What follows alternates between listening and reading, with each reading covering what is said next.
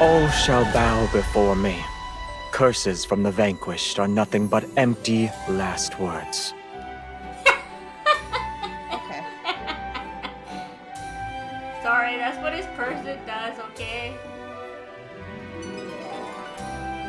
I keep using my mouse as if my mouse is gonna do anything.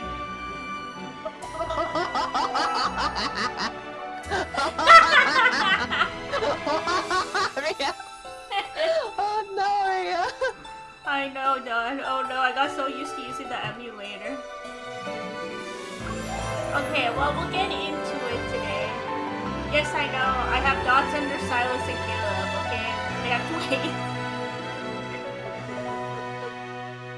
We're gonna finish the bit today. We're gonna get into the emotional part now. It's gonna start getting emotional, okay, guys? I'm not gonna cry, don't. Macy, you're gonna see her cry. Don't worry. I'm calling it. I'm calling What it. about you, Doe? What if you cry? No, I haven't been as emotionally attached to this game as I thought I would be, but we'll see. Doe's like, I'm here for the hot men. Yeah, literally. I cried at the Wedding Banner trailer. And I haven't even cried at Silas's myth, okay? Dragon myth. I cried at Zane's myth and Silas's myth, but it was really emotional. Like, it was so doomsday time. Oh yeah. Oh right. Yeah, I agree. Like this. It's really depressing. It's really depressing, but I get it. Okay, the whole point is in the midst they're not gonna be together in the end, right? Like. They're not gonna be together. Like, that's the expectation I have, because obviously they're together in the present timeline, so something that didn't get fulfilled is gonna happen now. It's love and depression. I've accepted it at this point. Alright. Let's get into it. Yeah, we're starting early this time, so that we're not, like, rushed at the end. Yeah. So we're 45% in, and the 55% today. Chapter 5. Okay, so you read the narration and I read the voice line then? Yep. Following the book's instructions and using the withered plants as fertilizer, the unnamed blue flower finally shows signs of vitality. It's grown taller since yesterday, and its leaves unfurl with a hale luster. Days pass. Before I know it, it's time for the pilgrimage ceremony. Outside the city walls and along the riverside, over 100 tents have been set up. It's to accommodate the thousands of revenants who are here to witness the ceremony. After praying at the monastery, the pilgrims and acolytes descend along the ridge. They carry blessed lumiflora. The procession covers a long distance, singing hymns to praise Philos. They walk with carefree steps and carry lamps throughout the night. The lights in their hands form another river.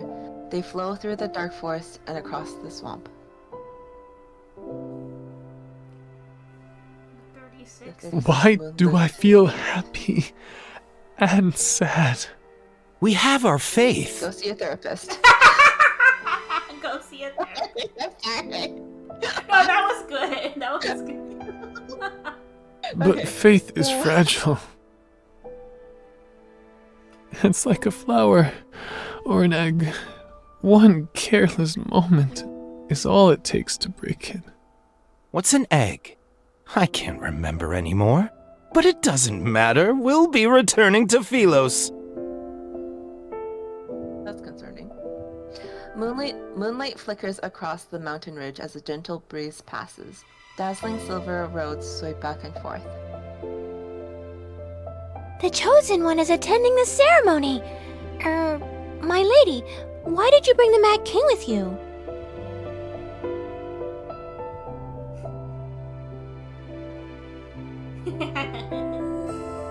Trying to reform him must be a tiring endeavor, no? Okay, so it was that line. It's because he said this important person was missing, so you have to go looking for her in the last chapter.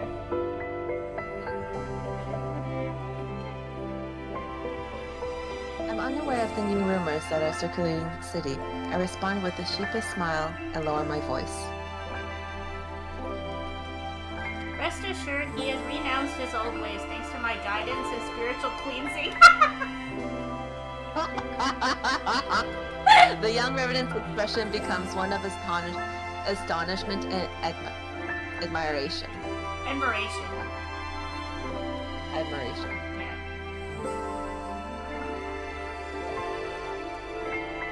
I gently tug Xavier's sleeve. He glances at me and chooses not to expose my lie. That's wonderful. May Philos prosper under eternity's divine gaze. Why do the revenants always say weird things? Yeah, exactly. It's cult, guys. It's a cult. It's a cult. Ready to depart, I pull on Xavier's sleeve, yet he opens his mouth. What if your eternity's foundation involves sacrificing others? Oh, he's already irritated. Nonsense! Philos is the embodiment of eternity, and everyone possesses an immortal soul. Well, you're about to find out that that's not true. Even if some are sacrificed, they're necessary and justified. Oh, wait, okay, never mind. You're idiotic. How can we fight against the emptiness of time without immortality? How can we explore the It's universe? a necessary evil. My lord. Okay. I am not for the sacrifice, guys. Like, it's. What is the point? Okay, does anyone win in the end? Exactly. Even if you're mortal, your life is still too short as an immortal to explore the whole entire universe. Please, for God's sake, they're just. Oh my lord. Okay. It's literally cult behavior, Don. It's like they've adapted the mentality. They're making excuses, for the mentality. Assuming eternity does belong to Philos, then why did you and the others die? I can understand Xavier's anger. Like, to me, it's justified, to be honest. Like, he never wanted this. Like, if anyone watched the Lightseeker myth, you would know that he never wanted this to begin with. Like, he doesn't want people to be sacrificed for for a world to run, kind of thing. Yeah.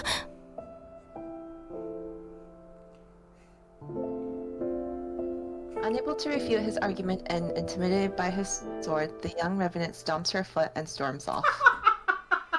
Like a little child. Sounded like a child, to be honest. I know, I was thinking, is this a young child? Inside most of the tents set up along the river are statues of Philos' royal family from throughout the ages. They're near the witnesses who are attending the ceremony. These royal statues are crooked and misshapen, their features indistinct. Maybe it's because most revenants have a poor memory. This one is surprisingly lifelike. Its face is too fierce for my liking. However, I approach it and examine the small wooden figurine placed in the back. For some reason, it has a wooden stake in its chest. the last king of Philos, the man responsible for Philos' downfall. Oh my god. A voodoo doll now? An indescribable emotion, Sergei, scroll up. Oh yeah. An indescribable emotion stirs. I pull out the wooden stake and place the figurine in the brightest, most prominent position at the center of the statue's base. I walk a bit further, and more revenants offer me flowers. Despite my attempts to refuse them, I eventually accept each one. Can you even carry all of these flowers? Xavier, are you jealous of people giving flowers? Oh my god. I forgot, he's jealous of himself. She was going on about Lumiere, and he's like, who do you like more, me or Lumiere? Aren't you Lumiere? Oh my god. He's so funny. His jealousy is He the furrows his- funniest. Yeah. He furrows his brow but still takes the heavy bundles from me. No one can beat Xavier in the jealousy game. More revenants gather by the riverside. Their singing is so loud that they almost drown out other sounds. Worried we might get separated, he frees one hand to hold mine as we slowly make our way through the crowd. That's them singing? That sounds like a groan. Yeah, I know. Like an animal groan. The last king of Philos, and the man responsible for Philos' downfall. That beloved king who was eventually despised by all. That's you, yes? We spent so much time together. His identity is no longer a secret to me. I'm more curious about that queen's story. I want to know what she did. There must be a reason for why everyone is reluctant to speak about her fate. What do you think happened to her? He looks at me. Stories about salvation and sacrifice follow the same pattern. Some perish, others are saved, some continue living, and others are forgotten. I suppose she didn't accomplish anything, that's why she was forgotten. Pilgrims pass us as they happily sing hymns about their yearning for light. Oh boy. Xavier watches the group heading towards the riverside. He suddenly speaks to me. In the beginning, her statues decorated every street. Some were dissatisfied with her conduct, but most adored her. They believed she would be the chosen one who'd lead Philos to its rebirth. She was the key Philos needed to obtain true eternity. And then? Are you asking what happened? Duh! Duh! Yeah, duh. Like, what else are we asking? Why would you be asking? She disappeared. No one knew where she went. That's a lie, Xavier. You know where she went. For 100 years, the people thought she abandoned them. For the 100 years after that, the people slowly forgot about her. That was quick. Another 100 years passed. Her portraits were burned, and her statues were destroyed. They became the stones that paved the royal capital's plaza. See, now I wonder if that's why he didn't really care that much then in the end, because he didn't like how they treated the queen, which was us basically. And we know how he feels for us, right? As the reader, we know, which is no one would expect that Xavier would kind of like not care about others. That's true. Yeah. I could see if Silas is stupid, like I could see him destroying the world if we die. Like I could see that happening, but I wasn't expecting Xavier to to turn into a tyrant, to be honest. That was... Wow. You never know. He'll burn the world for her. Yeah. After the king ascended the throne, normalcy returned. Yet nothing could change this planet's fate. His tone is aloof yet tinged with scorn. Her sacrifice was nothing more than an insignificant grain in the sands of time. Okay, Xavier. You're suggesting I shouldn't let my compassion push me into becoming the chosen one? I don't want to be that kind of person, though. I don't plan on saving anyone either. Yeah, and see, you have somewhat of a sacrificing nature. I hate to break it to you. In every timeline, too. Yeah.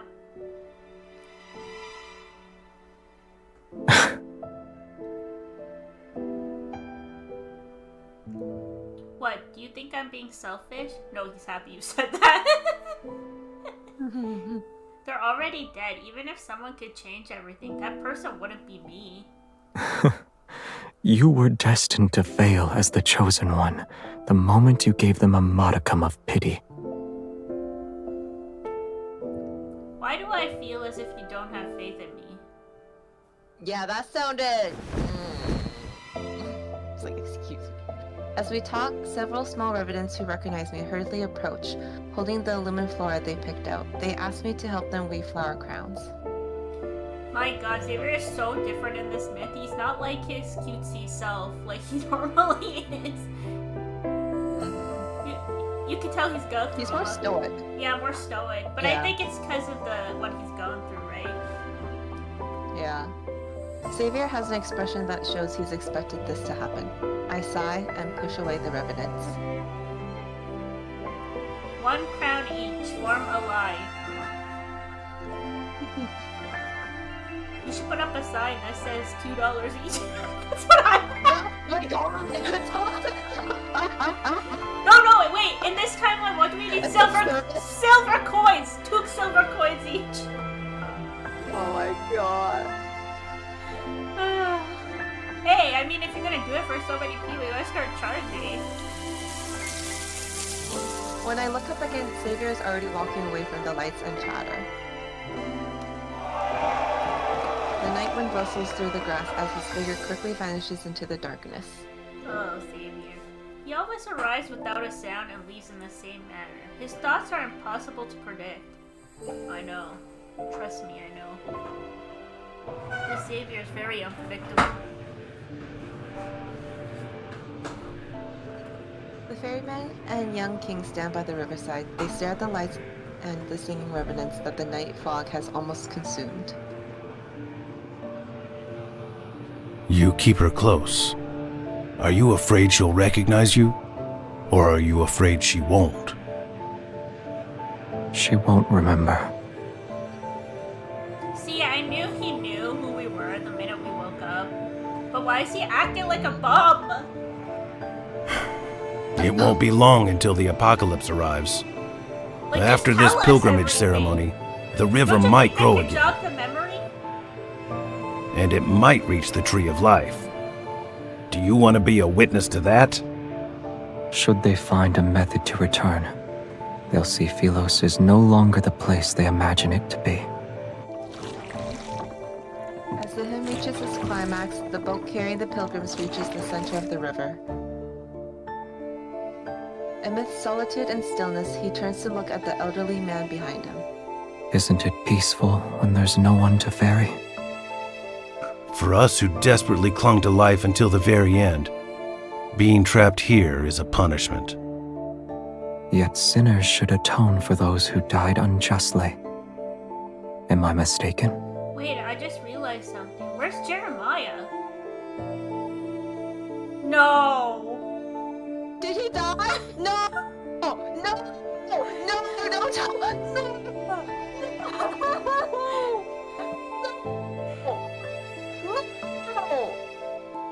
He didn't die before them! Oh my god! Why are you okay? God, it's literally cutting out. No! Holy shit. I just realized, like, where did he go? Because if they went on the backtracking mission together, like, if this takes place after Lightseeker, then they obviously came back. But what happened to Jeremiah? No! Oh my gosh, I am crying from this myth, but it's because of Jeremiah! What? That's so fucked up! What do you mean he will survive? Where did he die from? Wait. Who cares? Wait. Say You know you're crying over the supporting character?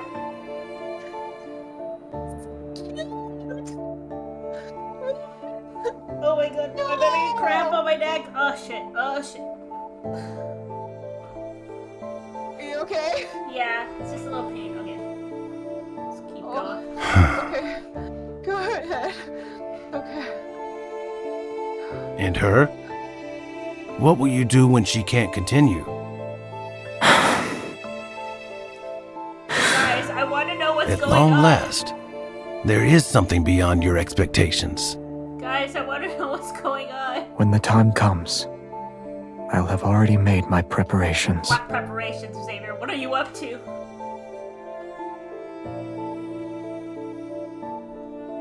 Done?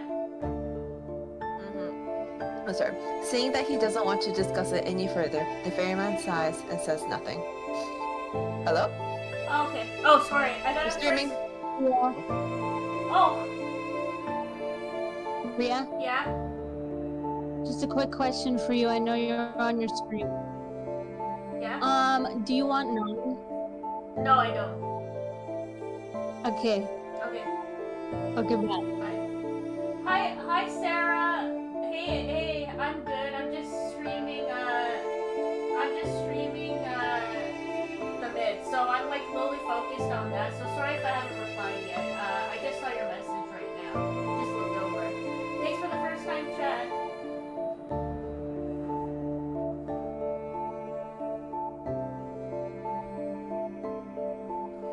All right.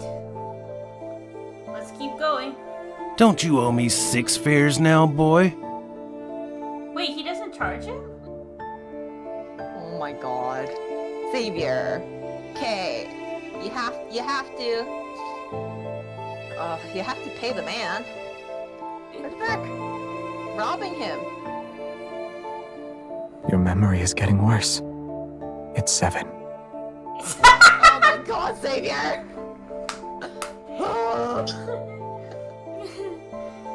It's 7. The way he's like casually, it's 7.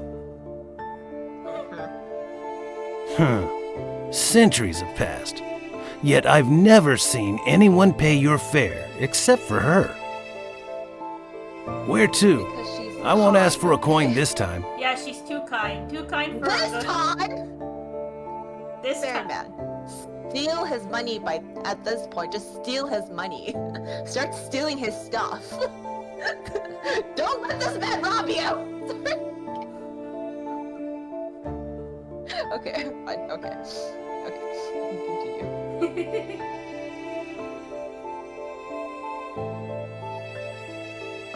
His boots tread across the moss dampened with night dew. He heads towards a bustling area with lights and voices. Are people not able to hear my voice on stream? I thought they could. Oh, it's just as I didn't respond to this person because they said, "Damn, my God," but no reply. Sorry, I didn't see it till now. I mean, we're reading a myth.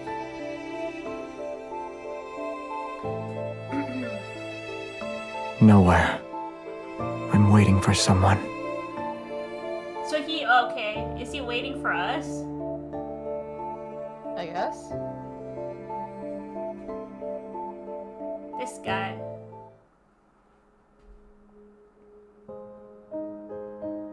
The remnants say this grand ceremony is based on a ritual conducted in the past. It was how the royal family bid farewell 2 nights before they were sent to battle.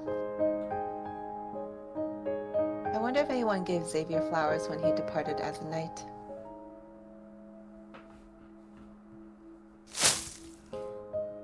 I rubbed my sore wrists as I finished weaving the last flower crown. It's for him. He was scary. When he passed by my tent and saw me making wooden carvings, he threatened me into making one for him. My ears perked up when he mentioned. I walked towards the tent surrounded by the revenants. What did he ask you to carve? A small wooden figurine of the Chosen One. It's you, my lady. Huh? Did he pay for it? He only gave me a gemstone from one of his buttons. Was he trying to flaunt his wealth? Unbelievable. You just I asked. really do hate him. You just asked if he paid, and now you're getting mad that he He's did. only pretending to obey you. He'll spend every night cursing you with that wooden figurine. I don't think so, but okay. That's an exaggeration, don't you think? Strange yet restless emotions stir in my heart. I look around, but I can't see him anywhere. Sounds drift from the rustling forest in the distance. As the moon rises to its apex, the pilgrimage ceremony reaches its climax. The chosen pilgrims drift downstreams in small boats. They sail amidst the remnants' cheers and songs. The revenants remove the floral wreaths from their wrists and toss them skyward. There's a shower of light that rains down. Did he leave me behind and return already? For some reason, this scene feels strangely familiar. It's as if there was an even more magnificent celebration in my memory. What's happening to me? Pain suddenly pulsates through my heart. The violent tremors pound against my eardrums as unbearable force spreads from my chest to my entire body. Oh, we're getting a flashback. Everything before my eyes blurs like paint on soaked paper. Your Highness? Your Highness! Tomorrow is your coronation ceremony. Starting tomorrow, you'll be the Queen of Philos. Okay, so it is after the Lightseeker myth then, because that's when she became the Queen of Philos. Before my eyes is not Cindersfell, but a magnificent grand palace. It is as white as snow and radiant. For your coronation, he asked for 20 carriages to be filled with fresh flowers. I'm telling you this in secret, so you didn't hear it from me. Oh my god, it's Jeremiah!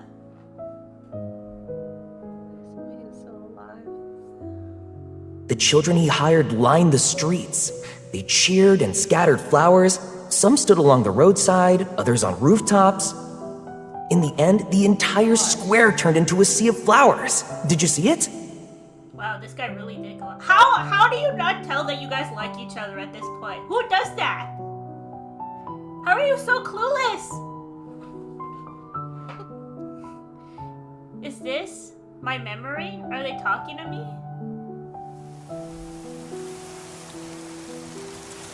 Wild winds sweep through the area and toss aside the already weightless bodies of the revenants.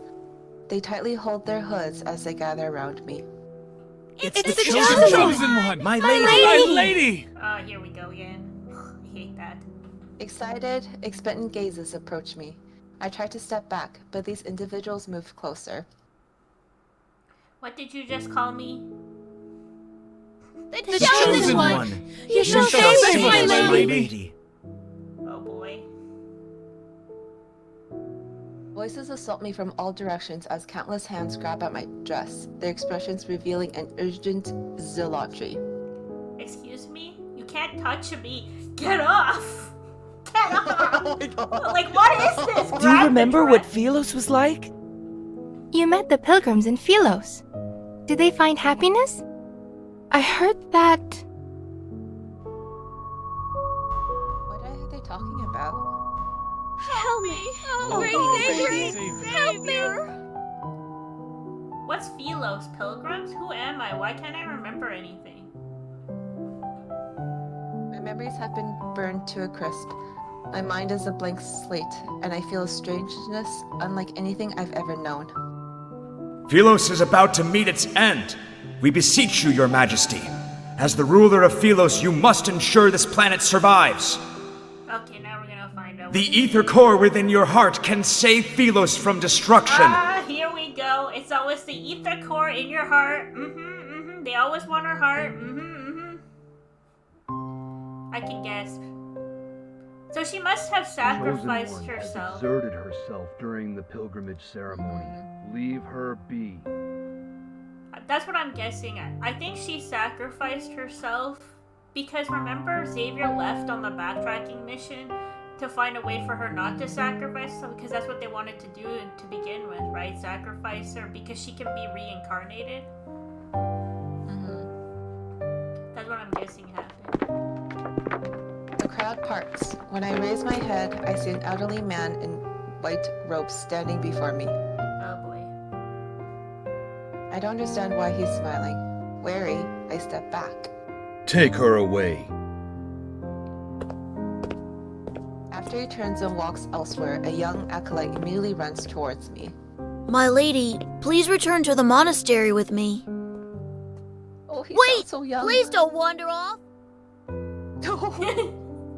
She's running. He sounds so young. I know. I kneel on the moonlit grass and stare at my reflection in the river. The face reflected in the water is unfamiliar. The clothes I'm wearing are unfamiliar. Even the crown on my head is unfamiliar. Within the rippling, blurry reflection, numerous shadows stare back at me. Come, become one of us. Oh my goodness. Shadowy hands reach up from the water. They pull and tug at my clothes. Become nourishment, just like us. Say what?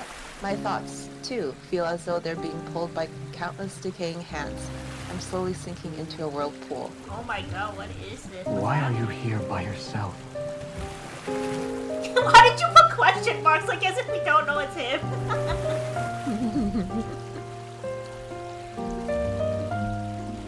Wait, no, that's... Why is he in this? Flashback? A white figure appears in the depths of the forest. Wait, that's him in his lightseeker outfit. In spite of the darkness, he's cloaked in a soft light. As soon as he raises his head, I freeze. Several seconds pass before I feel the faint flutter in my throat. Why are you just staring at me? Xavier?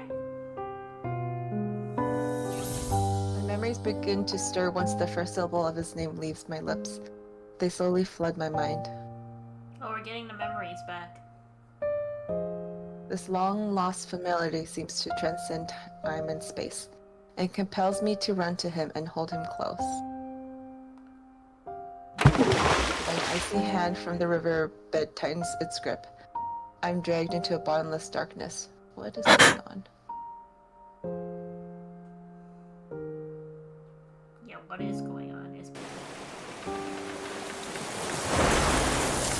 The group of pilgrims disperses. Only the lumifloral lies scattered on the ground. Your Excellency, will we be able to return? Worry not. The day when we are welcomed into the light shall arrive. A raging gale churns the river's waters as dark clouds slowly obscure the moonlight along the horizon. In the fog, a boat carrying remnants is swept into a whirlpool. The vessel and its passengers are swallowed. They will never resurface. Okay. Yeah, Lily, okay. Wow, okay, that's it? Okay, chapter 6? Oh, it's getting... Now we're finding out what's happening. What happened? The chorus of voices comes and goes like the ebb and flow of the water. It's close before suddenly becoming distant as it gradually fades into the depths of the murky consciousness. When I wake up again, I find myself lying by the riverside. My sleeves are soaked with cold water. Was I unable to remember anything before? As an outsider, my memories slowly fade away just like the revenants. Wait, Xavier. I freeze before I sit up and look around frantically. Xavier? No one answers. I stand and start my search. I soon spot a familiar figure in a nearby field of flowers. But he was waiting.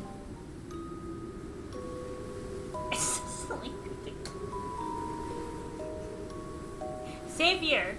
He's freaking sleeping again. I steady my breathing and stand in front of him. It seems as though he hasn't noticed me. At least this hasn't. Seemingly in a deep slumber. This hasn't changed. He lies quietly among the flowers. Thin wisps of black mist are wrapped around his body. It's as if the resentment of countless revenants is corroding him. Oh.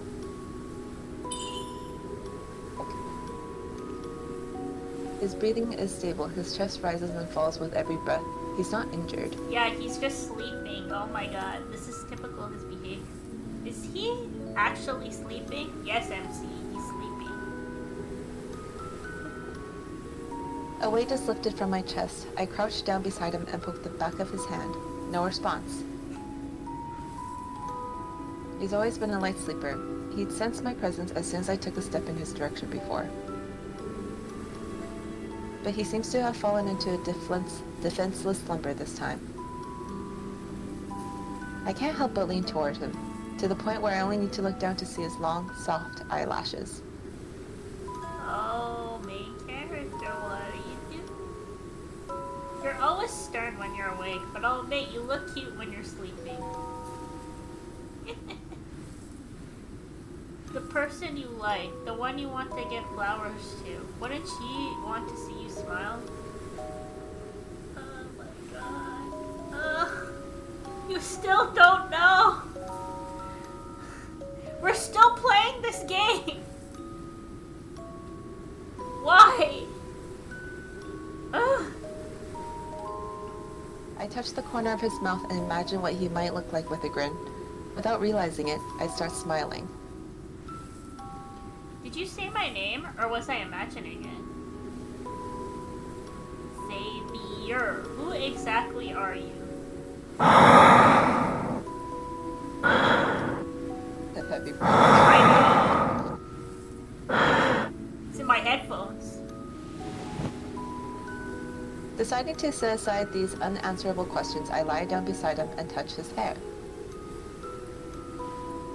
The strands are entwined around my fingers, and I begin tying knots, one by one, for him. Oh, so she's braiding his hair. Make his hair tangled! No! Tangle his hair! Next time you give me a cold look, I'll just think of how you're letting me mess with you right now. Oh, this sounds like you! Yeah. As if hearing my words, his brow furrows slightly. Keep sleeping if you're tired. Oh my god. Oh no, he's awake. Yeah, he's awake now. He suddenly opens his eyes. I loosen my grip and the half-braided strands of hair escape from my hands. No! You... Our gazes meet in the darkness. He doesn't speak, instead of opting to stare at me for a long time. It lasts for so long that questions appear in my mind. Is he trying to confirm something? Or is he waiting for something? You're He's here. waiting for you to kiss him! Oh my god. Huh? I had an incredibly long dream.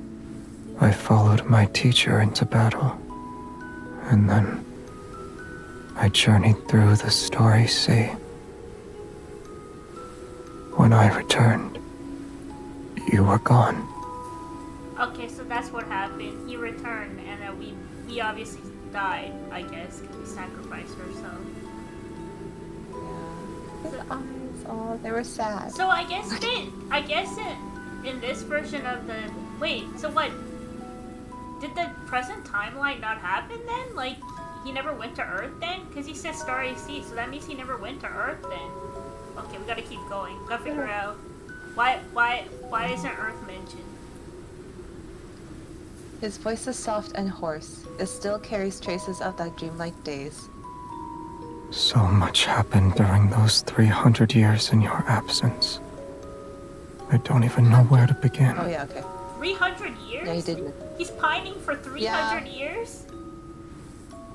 Yeah, he said 100 years when I doubt you want to hear those boring details. Forget, and then the third 300 is when people start burning stuff about her.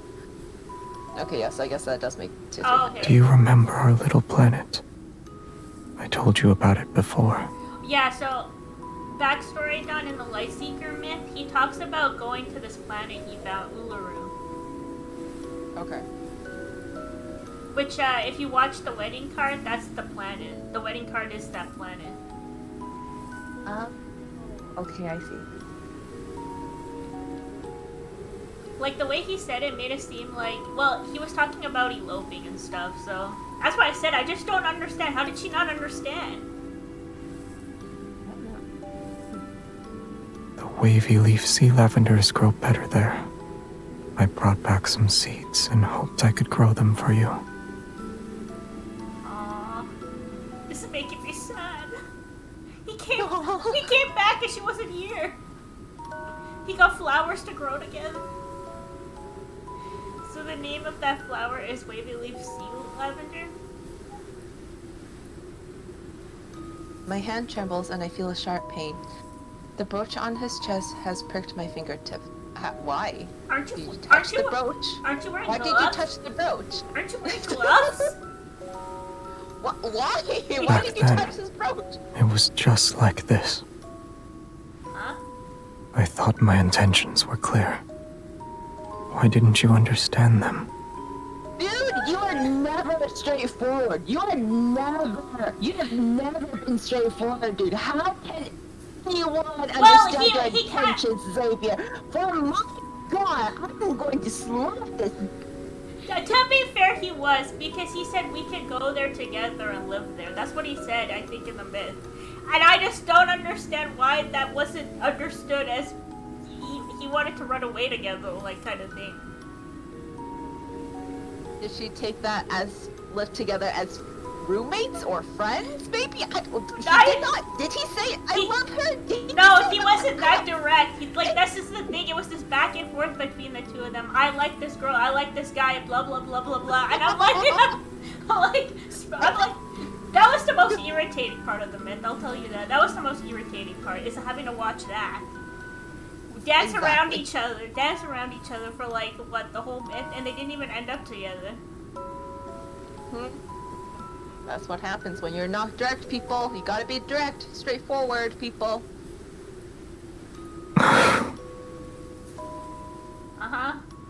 Maybe I'm the one who's foolish. Okay. Both of you two are. I should have been more direct from the beginning. Oh my God, we finally realized we should have been. Now you know! Now he knows! Oh my God. I'm crashing out. I'm crashing out. We went through this for what? Why are they different? And by the way, if anyone listens to Xavier's memories in the present timeline on how him and MC get together in the present timeline, and yes, I have a lot of his cards, so I know, especially his 4-star ones. They were beating around the bush even in the present timeline. I know, I'm so irritated. So irritated. They did this for what? For the pain. Why do they do this? Even in the present timeline, they danced around each other in the beginning. It was like, you guys don't act like friends. Like, what? Oh my God. He gently holds my finger and carefully wipes away the drop of blood. When we last saw each other, You said you had feelings for someone. I want to bang my head on the desk now.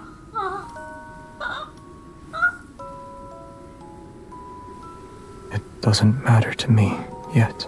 It's you, you fool! It's you, you fool! Yeah. Why wasn't that person by your side when you were in danger? Oh my god, it's freaking... You left! You left! You left! You left! What do you mean? Oh my god. I can't. I'm so triggered. Guys, we're crashing out. Guys, we are How crashing has he out. still... They did this. They did this for what? For what? They did this for nothing. How did he... All this pain and suffering for nothing. Oh my fucking god. How did they not realize that they're talking about each other? Like, I just, you know, okay. Forget him. Xavier, it's you! We'll forget you, Xavier! We'll, MC, forget Xavier! He is this dumb! Oh my god! Oh my god, I'm crashing out. His persistent gaze stays on me for a long time. I can only nod in response. I don't like him anymore. Oh my god, okay. You don't like him anymore? Okay. Okay. Where is this going? But I like you. Is that alright? MC, you had one chance to just tell him it was him this whole time. Oh my god, he told you it was you! I can't. As those words hang in the air, everything suddenly falls silent. Even the wind stopped blowing. Man, this is the first time they actually had a heart-to-heart. Like, they were dancing around each other, like, oh my god. It took them 300 years. Oh my god. The night is still, and the flower field is silent. Only the distant waters of the river laps against the shore. Neither of us moves, and I'm trying to think of words that could break the tension. Then, he shifts closer to me. Wait, what's gonna happen? Huh? His cool fingertips press against my jawline, and our breaths intertwine. I attempt to create some distance between us. It's what's gonna happen. It's what I'm thinking is gonna happen. What's wrong? Slap her. Am I not allowed to kiss you here? MC, I'm gonna slap you. I'm gonna slap you, MC. He lowers his head, his expression indiscernible. All I can feel is his cool breath against my eyelashes. It's very damn close. Of course. Breathing each other's air. Why would you want to see me like this? Oh, shut up! What are you thinking about now? The hand at my nape suddenly tightens the grip, and he lowers his head again. Instead of retreating, he stubbornly kisses me. Oh, finally! It feels like I'm trapped in a thick, vicious dream. I'm unable to wake up and unwilling to try. The warmth and pressure from his hands seep into my skin. They carry an affection that borders on obsession. Yeah, I will say he has obsessive tendencies too, technically. Finally, we get to see it. Why don't we get to see it in the present time? Oh, what we do when his jealousy comes out. Yeah.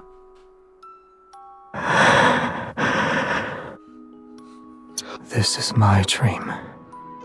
I'm free to do as I please. No, it's his animation. It's animation from Bestie Silhouette. Help. It's a spicy animation. You're a figment of my imagination, aren't you? No. Oh, he doesn't. Oh my god, is he dumb? Is he dumb? I don't think so, Don. He's I think so dumb. He's trying to excuse himself. Yeah, exactly. I'm gonna throw him into the river. I'm literally gonna just yeet his body. How can you tell them? Oh my god! What's happening? Oh my god! What's happening? I cannot upload that to YouTube. I'm gonna get demonetized. As our lips touch, I catch a glimpse of the lumen florist gently swing. The wind has begun to stir again. That's it? That was so short. That was shorter. Yeah. One second, I'm gonna see if my food's here. I'll just be like right back. Okay. For sure. I didn't think I would crash out today. There's a possibility that Jeremiah may have passed away before Mad King. I'm very extremely upset about that. If he does pass away, I'm gonna cry. And I'm going to complain to Xavier. And I'm gonna grab his damn scruff of the neck and yeet him into the river. Okay, God.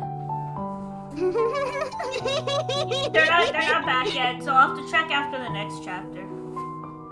Okay. We're almost 3 more done. chapters to go. Yeah, I think we'll finish like probably by 10, I think. Yeah, 10 or 10:30-ish. Yeah. The ceremony ended, and those pilgrims were never seen again. Yeah, well, we know what happened to them. The elders in the monastery declared the ritual a success. It was an auspicious sign since the Chosen One appeared. Yeah, you need to keep promoting our cult-like tendencies. The revenants celebrated every night. The city was filled with statues of the Chosen One in all sizes overnight. There were also the tree bark touched by the Chosen One, the tiles the Chosen One stepped on, even the stone the Chosen One supposedly hit her head on after tripping over a giant rival. See, no! What are these? What is it? Why do we need to document this stuff? What the frick? It's so embarrassing. I know. They were all treated as a sacred gift. Thank you. The revenants competed with one another to preserve these treasures. Guys, it's a stone and branch. Lovely. It's a stone and a branch. Get over it. Your baubles are nothing. My hand was touched by the Chosen One herself. Huh? Oh Lord. Oh Lord. They're like rabid fans. Yeah. Upon hearing Parasocial. this, revenants surround him and let out gasps of envious admiration. Admiration. Admiration. You have been blessed. Admiration. Excellent. We'll chop off your hand and mount it on the city wall, so every passerby can shake it. Get me the saw. Get me the hat. Get me the saw. Wow. You want to cut off the hand that the Chosen One touched? Don't be afraid. We're incapable of feeling pain. Or is your heart not sincere enough? Oh my god, you guys are I shall accept any sacrifice if it means I can be a pilgrim. That's disgusting. Oh Lord. After I attended the pilgrimage ceremony, I realized that, as an outsider, my memories will slowly fade away too. Oh no. If I can't return to Philos, I'll eventually be just like those revenants. Yet where did those pilgrims go? Acolytes from the Order of Babel always avoid the question. Does the end of the river truly lead to the tree of life that mentioned in the prophecy?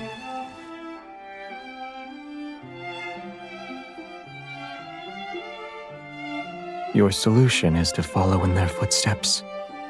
You'll see where this supposed sacred path of pilgrimage takes you. They say the river doesn't end. If that's the case, then what happened to those pilgrims?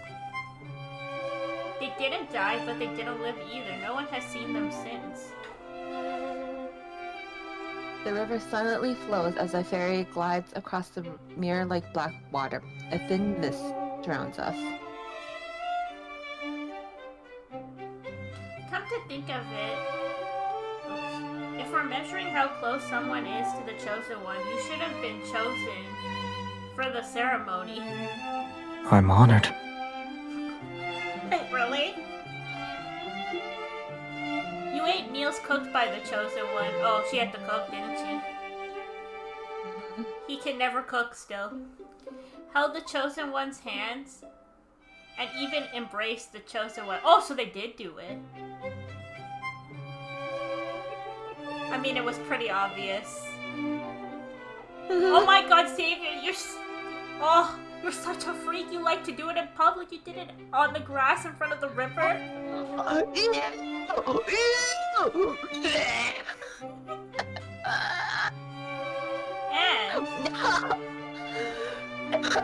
Oh god. Are you okay? I'm dying. Yeah, I'm okay. These eyes? I like his eyes. I'm going with eyes. These eyes were blessed by the chosen one's presence. I love that line. He chooses the, like, I'm here pose. Like, the arms from the down, bring them up pose. Should I pluck out my eyelashes for you to count too? Should I pluck out my eyelid? Xavier, stop. Why? Why? Oh, my lord. Okay. Whatever. These lips have also kissed. Oh my god. Exactly, MC. I mean, you started it, MC. Remembering what happened that day, I soloed my words. Do you really want to solo your words, MC? Do you really want to solo those words? Okay, so sup the yak. They did the boom shakalaka. You don't want to continue? Oh, he doesn't want you to be ashamed, MC. Ha ha ha. You actually don't remember anything. I don't think that's true, by the way. He has a slight smile on his face, which tells me he does remember. He responds with an expressionless face. Then he turns away, and his voice is unexpectedly tinged with a hint of resentment. You're the one who doesn't remember anything. Oh my god. He wants all those smexy times to be remembered. Wow. There was none, though. They only got together this time. He wants her to remember him when they in the past, I guess. He thinks she doesn't remember. Not wanting to argue, I focus on what's more pressing at the moment. I need to figure out what happened to those revenants. Oh my god, he's being pouty again. We're getting pouty Xavier. If anything that crosses the waters of Cinder sinks, perhaps the path they sought is here. How did you get this boat? That you ask now? Or rather, how did you convince someone who doesn't accept credit to lend you this boat? It's a long story.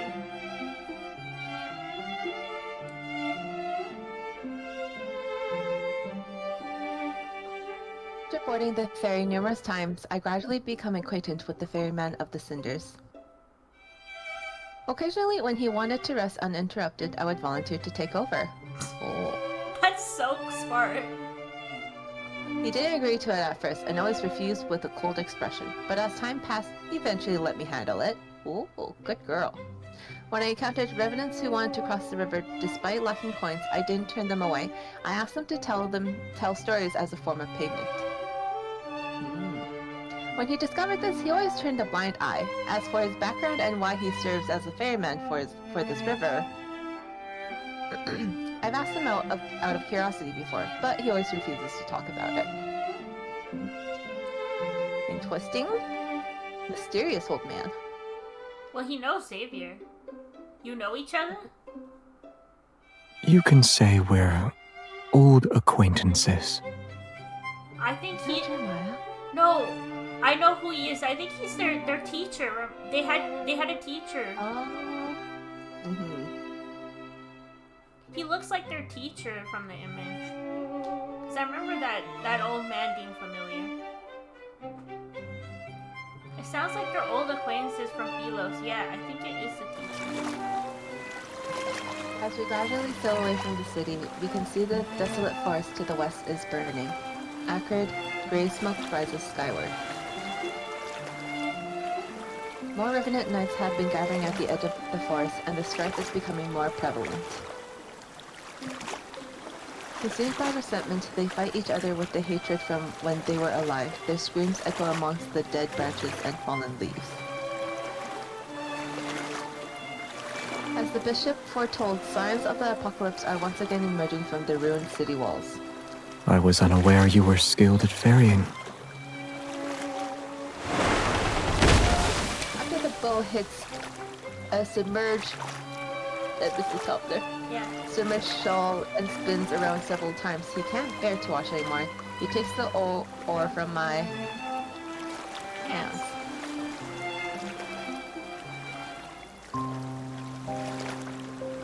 I lose track of time. Black clouds gradually cover the full moon, and the scenery around us grows increasingly dark and desolate.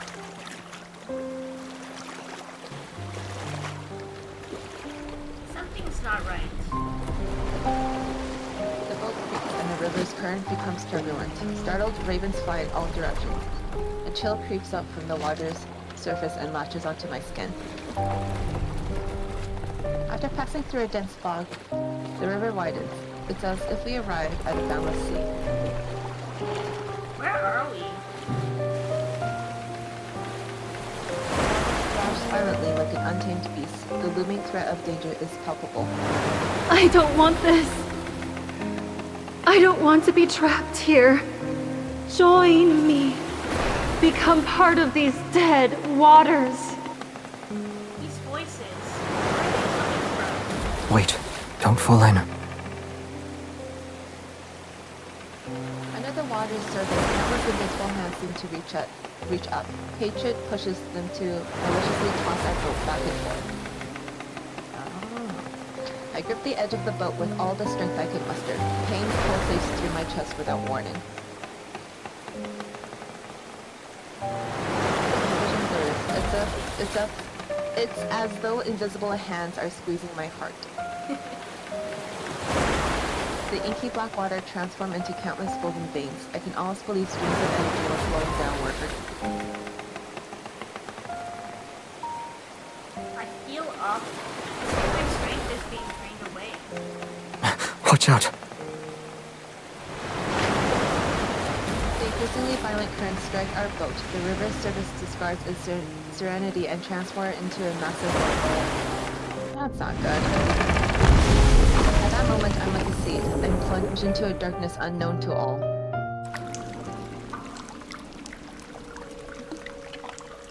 When I open my eyes again, I find myself curled up in a warm embrace. Our capsized wooden boat somehow glides smoothly along the riverbed. Mist reminiscent of a veil accompanies us. I can hear the rapids and foam washing over sharp reefs, and I can't see the dangerous shallows.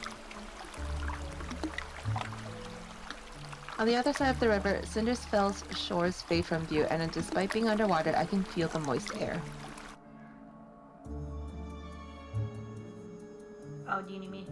Here. Oh, sorry.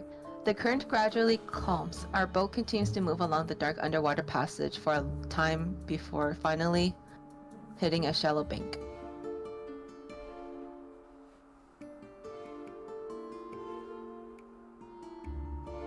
Xavier steps onto the shore first, then he turns and helps me stand. Careful now. If you fall in, you won't be able to float back up. Say what? Despite the fact the water here barely reaches my ankles. The cave before us seems endless. Strange, tiny particles of light float in the air. Warm and bright, they feel oddly familiar. I can almost believe this energy was once part of me. A profound realization washes over me. Perhaps this is the sacred path of pilgrimage, the road that returns to Philos.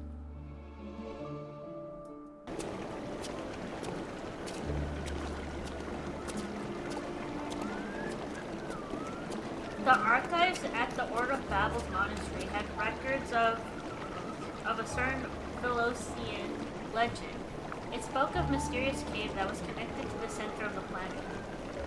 Could this be the cave that connects Philos and Cinderfell? You have quite the imagination. Well, he seems to already know what's here.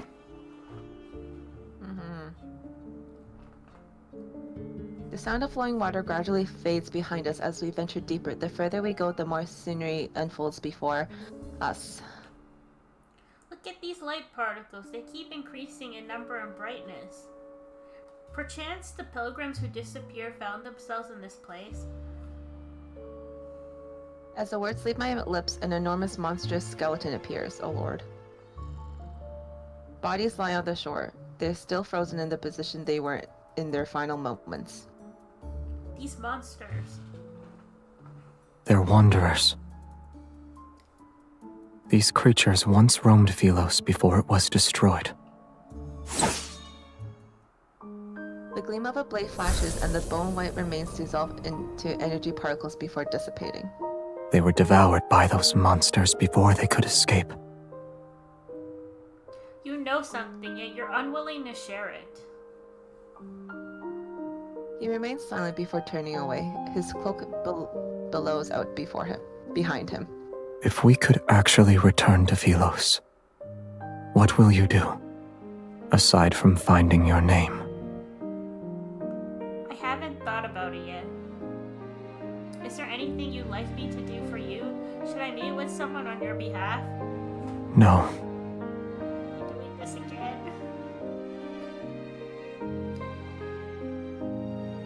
The path splits in two, and for some reason I can sense the energy emanating from deep within the cave. I take his hand and keep walking. We need to discuss a certain matter. When I return to Philos and rebuild it, I have promised to fairly evaluate your merits and shortcomings. I'll start with revising the historical text. The historians abandoned their duties and wrote pure fantasies. And then?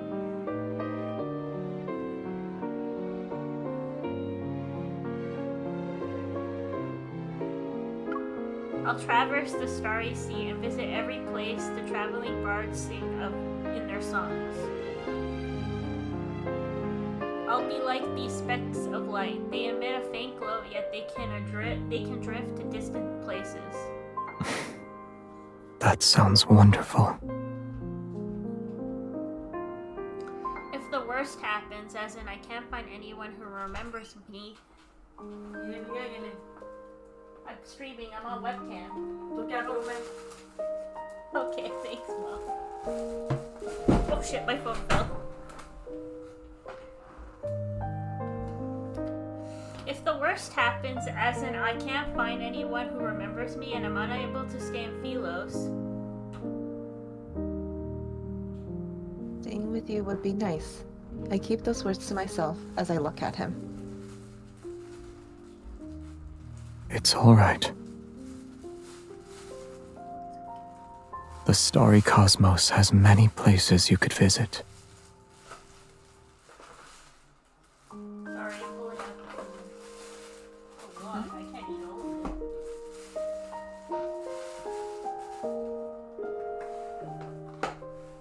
Oh my god, they gave me so much. What the frick?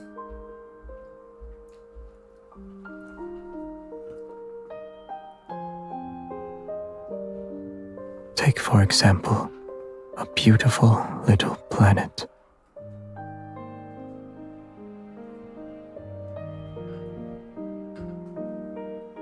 One second, I'll just be like right back. Sorry guys, just give me 1 minute. For sure. What do you guys think of the myth? Have you guys completed all the chapters? Are you in the middle of the myth? Or haven't started yet?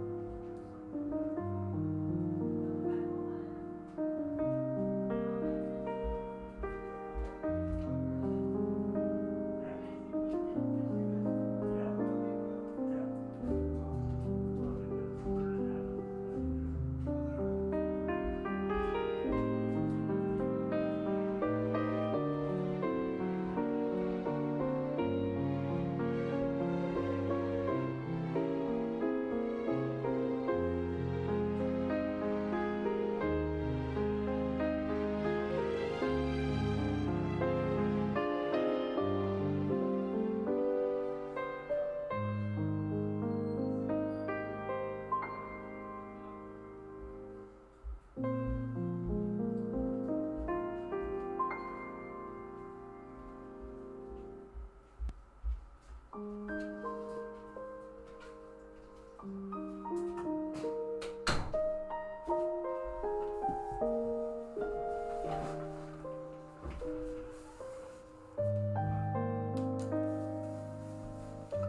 sorry guys, I'm back.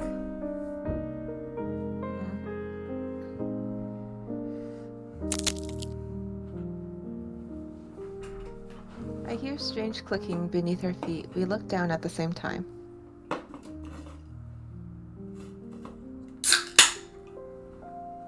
There's a deathly pale wrist encased in crystals. Ooh.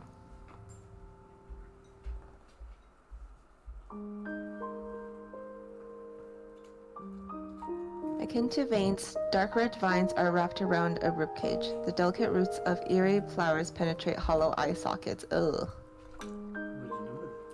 I'm streaming, Dem. You're in the webcam.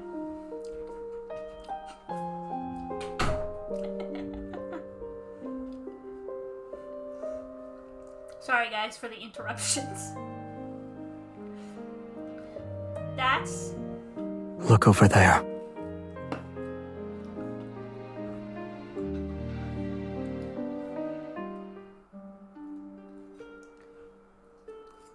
In the distance, a twisted tree looms.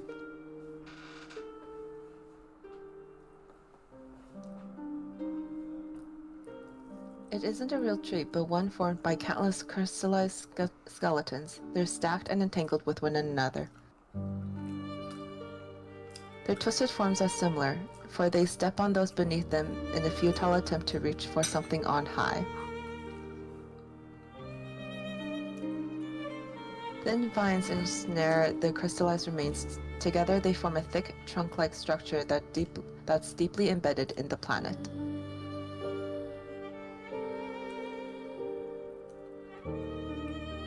A thousand horrified thoughts flood my mind.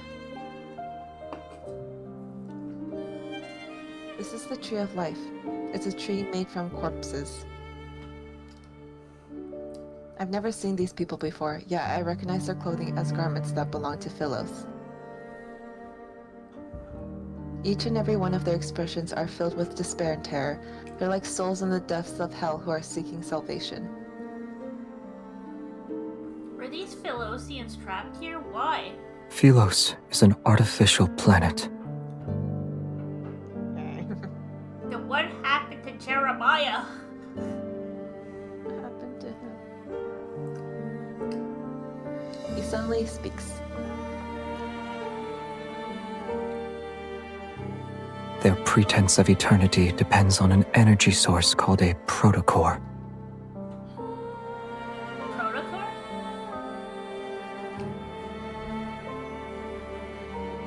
A melee washes over me again, and for some reason, a sadness surfaces. The planet found itself on the verge of collapse after its energy was depleted. However, the most scholarly elder in the royal capital had a solution. The royal family discovered an uninhabited area with a chaotic protofield in Starfall Forest. It was located in the southern region of the planet.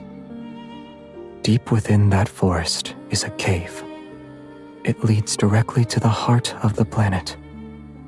So long as humans were thrown into that cave, the planet's energy would never be depleted. Like the people who thought this system was justified, the planet possessed an insatiable greed. There it is. People got sacrificed and turned into wanderers. To keep this planet running. He looks at those crystals that can no longer be called human. They're the victims who were used as fuel. Did anyone escape and live to tell the tale? I look at Xavier, but I already know the answer in my heart. No. He starts walking again, moving past the tree as he continues forward. Those who defied orders and went to investigate disappeared after entering the cave. The number of sacrifices required inevitably would willingly sacrifice themselves for the planet unless there was a good reason. Thus, the royal family came up with a plan to cover up their crimes. They no longer kept the sacrifice a secret. They used honor to disguise it and called it a pilgrimage. To maintain a false eternity, they needed to weave lies one after another. Every member of the royal family had to bear the burden of perpetuating these lies. You were the one who ended it?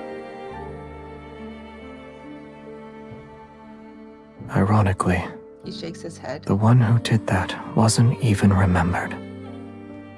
Ah, it's us.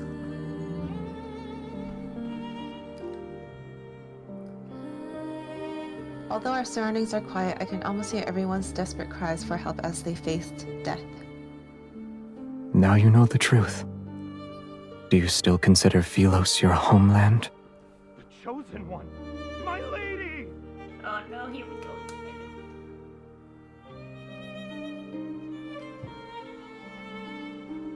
My footsteps falter. I look down. I'm greeted by eyes filled with absolute terror.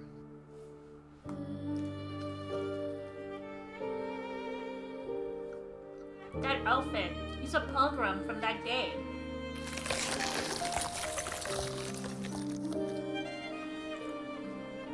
Tiny crystals similarly alive spread from the youth's palm. The pilgrimage is a lie. It will never lead us to Philos, or a source of nourishment for the cinders. The waters, they grow without end. Only then will it reveal the true path. You are the last one it needs, my lady. You can lead us back to Philos, yes, my lady? He kneels before us and presses his forehead to the ground. Why won't you save us? You traitor! Holy shit. Watch out! Is he turning into a wanderer? I think so.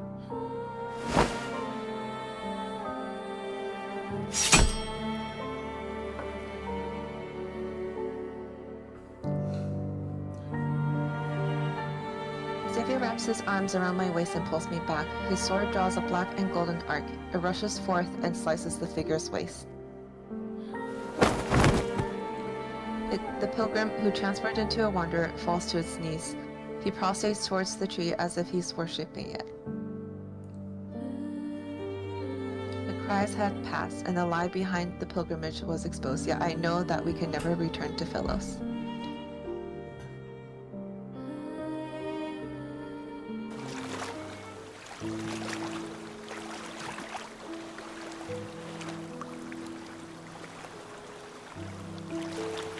After we returned, we simply had an unspoken... All those memories of Philos are nothing more than obsessions. Here, I can pull it up. Here we go. The cries, after we returned, we simply had an unspoken agreement to not discuss that path of pilgrimage. Here we go. Okay.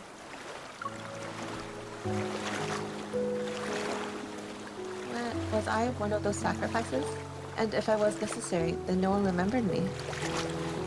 That's sad. Yeah, after learning all this, I surprisingly find myself at ease. Okay. Why? Have you thought about your plans for the future? Assuming you can't return to Philos. I'll stay here for now. Tomorrow's problems can wait until tomorrow. At least I'm free at the moment. The small boat sways gently on the river's surface. For some reason, tonight's moonlight seems especially bright. Here.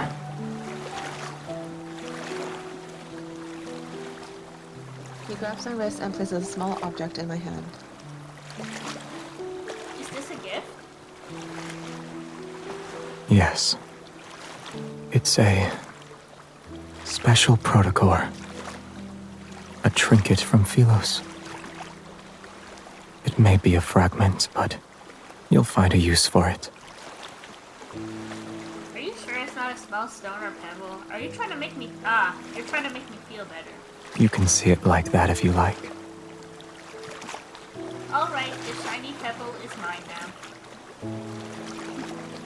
Although I want his flowers more, this is the first gift he's given me. I decided to accept the rock after mulling over it. It's like a penguin!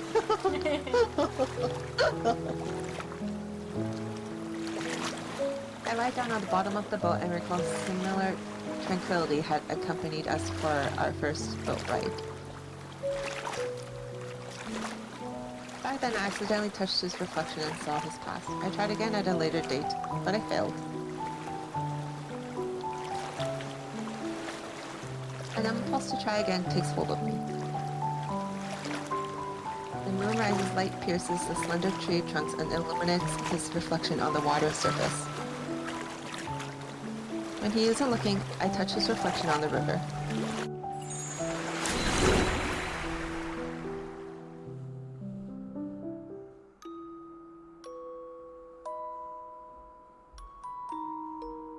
This time I saw him standing with his back to me, surrounded by an endless sea of flowers. As darkness gradually covers the land and stars fill the sky, he places a cluster of light blue flowers before a tombstone. This is a beautiful place, and I've always wanted to bring you here, but I never had the chance. He put a grave? Oh my god, no way. I couldn't find you, and I didn't know if you'd like the scenery here. Oh, that's so I'm sad. sorry. I know. What the heck? This guy. Baby. See, now, he's the one male lead that did not reincarnate. He's been alive for so many years. He's had it the worst, to be honest.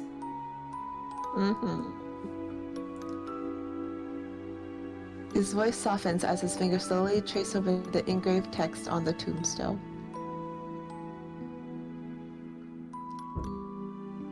Rolla, the first queen of Philos. Her name shines quietly like the stars, everlasting, it shall never fade. Oh my god. Rolla, you're dead. No, I'm kidding. The name I've long forgotten comes flooding back. The forgotten queen was me this entire time. Oh my god, finally. We finally made it to this point that we know that it was us this whole time.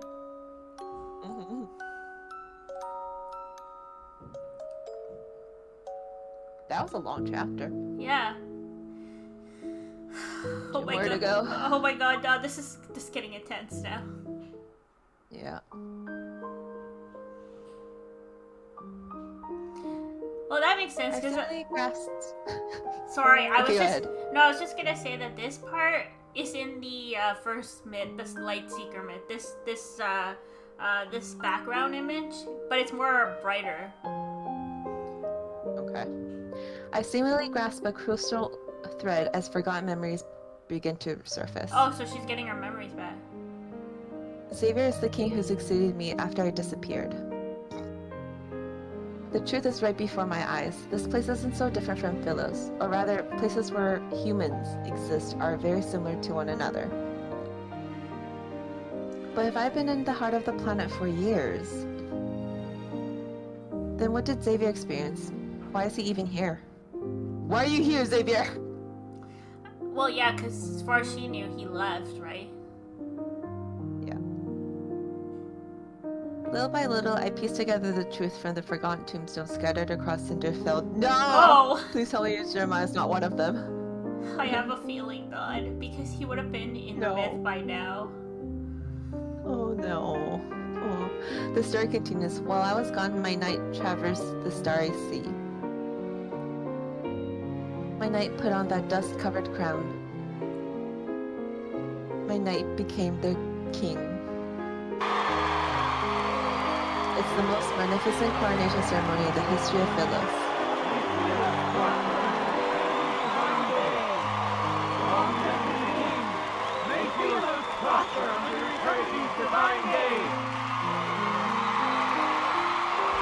His decision and achievements sent echoes throughout the cosmos, and during the test of time they had spread far and wide. The people gathered in the square. Bathed in the sun's brilliant radiance, they danced to the rhythm of drums and wind instruments until midnight. Only when the radiant moon hung high, its light making the city walls the color of bones, did he finally leave the courtyard.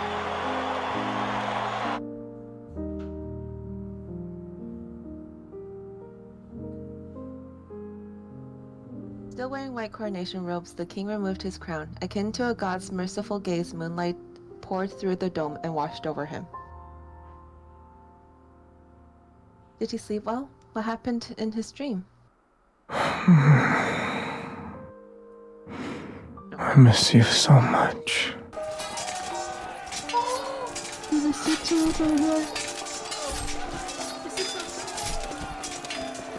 After that, my knight picked up his sword. Monsters and rebels fell one after another to his blade. A new world order was established. Following centuries of war and chaos, Philos was ushered in a dreamy golden age. They adored and praised him. The ballads spoke of his wisdom and brilliance. All knights swore their loyalty to him. He was given the title Sentinel of the Stars.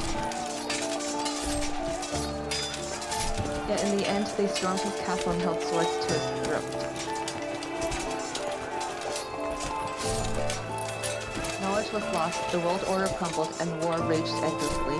He sat on his throne as a prisoner, alone. He bore the weight of his crown.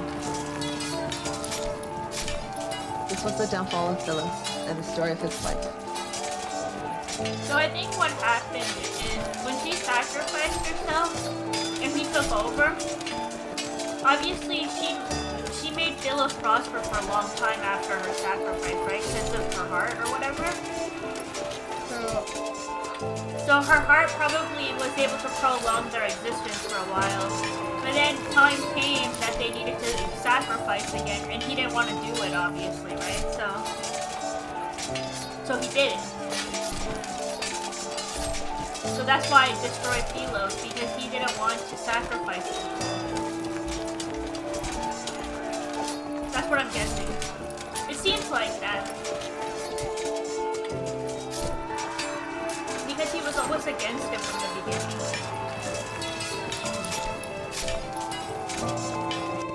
So yeah, I think her sacrifice made the world, like their planet, last for a while, but then when it came time for the sacrifices to start up again, he didn't want to do it, so it destroyed Philos then. Okay. Horseshoes shattered the monastery gates for the 14th time, yet the acolytes still panic. What have you done to the river? The bishop dismisses everyone and closes his door, his ashen face displaying anger. You've discovered all our secrets. Royal blood flows through our veins. You, of all people, should understand that the planet will perish once we lose the protocore. The people of Philos will be unable to achieve eternity. Maybe you weren't meant to have it. Did you think about that? Whether it's in the Philos of a bygone era or this city, the answer is still the same. The waters of the cinders and the planet's core can open the gateway to Philos, so long as they're nourished, of course. Whether it's these revenants or our queen, they're all... Hasn't your tongue done enough lapping? You want to kill me? Cut off his tongue. Yeah, he will never sacrifice MC. Like, the fact that she did it while he was gone, like, that really hurt him. The guilty must atone for their sins. Mm-hmm. That's why he doesn't care, like, anymore. Like, he's at the point where he doesn't care. The tip of a sword is pressed against the bishop's throat. He steps back and looks up to meet a cold, stern gaze. Have we truly sinned? You dare to claim the kings of Philos were free of sin? Those moronic subjects were asleep. They were obedient, and they wouldn't scream a thing. But you woke them up and told them there were no deities to look up to and no roads forward. Don't you deserve death? Open your eyes. The chance to save Philos is within our grasp, and yet you want to destroy it again! The planet can die. Let it all return to naught. A world that can only survive through sacrifice should have never existed in the first place. Yep, I knew it. You can't bear to see her die again. That queen you failed to protect.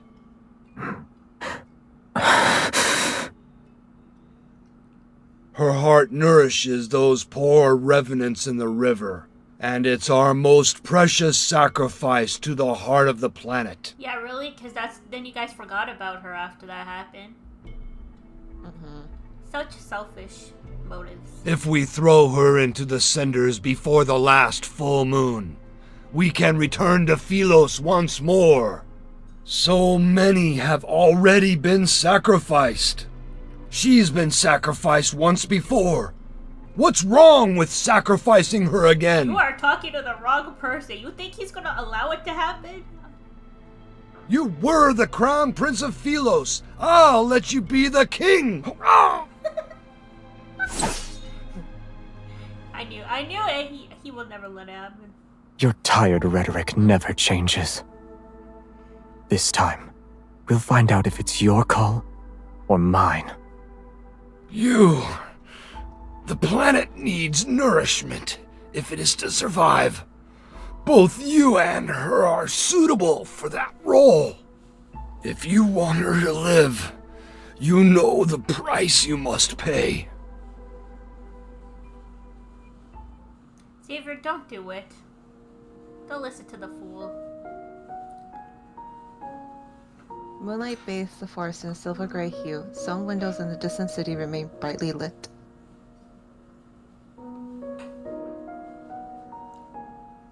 This is the first time he stopped to listen to the Revenant's songs ever since this false world came into existence. If there is a god out there, please hear my wish. May my death not be meaningless.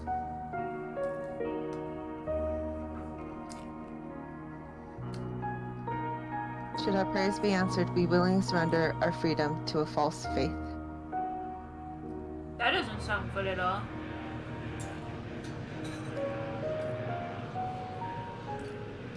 Night falls and the Revenant's hymns tremble with the rustling leaves. Moonlight appears dimming compared to before.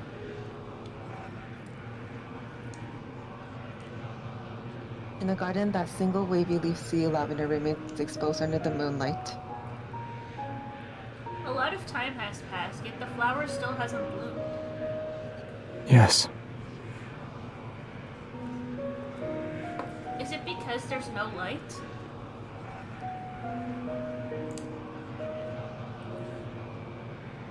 He nods. It needs to be somewhere with light. Is your horse truly nameless? Yeah, we don't know the horse's name. Why don't we know the horse's name? It's almost the second last chapter of the myth. Come on, Xavier, tell us the horse's name. I need to know. He thinks for a few seconds, and his voice is stern this time. He has to think about his horse's name. Shadowbind. The horse is black. I only thought of it now. You have to think about that? It's because he came up with the name now. He never had. Of course you did! With a new name, Shadowbind tosses his head and neighs loudly. Do you like that, Shadowbind? Do you like your new name? Good boy. I try to stroke his mane. He nuzzles my palm this time. Oh, good boy. What a good boy. You guys know After our first horseback ride, he disappeared because he was tired. Why did he disappear? He doesn't like you, Xavier. That's why. Do you want him to take you on another ride along the riverside? I was like, yes, please. Yes, please. I want to ride. I accept his offer, and so we leave the castle with Moonlight as our guide. Shadowbind brings us down the mountain. Good boy. Yeah, Don likes this myth because you get to ride a horse. I called it. This is Don's favorite myth because of the horse. Yes. That's also the why castle and mountains disappear. That's also. I was gonna say that's also why you like silence because he has a horse. He does. He has a rare horse breed, but apparently, it's like the breed is super rare. Okay, the castle and mountains disappear behind us. Wind races through our hair, and dry branches sweep past our ears.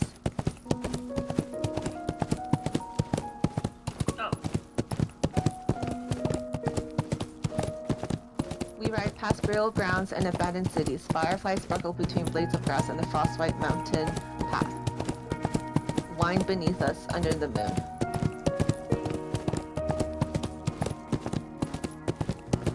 Shackles, boundaries, cities, and fate itself are left behind me in this rush of wind.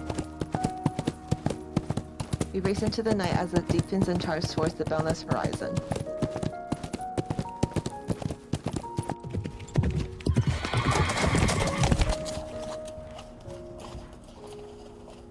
Good boy. We pull Shadowbind's reins as the moon rises. We sit side by side in a field of flowers near the riverside. I tear blades of grass in 2 pieces and drop them into the water one by one. Some sink and others are blown away by the wind. When he knows I've entangled the ends of his hair around a flower's stem, he doesn't get angry. He slowly untangles it instead. A moment later, he plucks a blade of grass and tickles my cheek with it as if to punish me. No.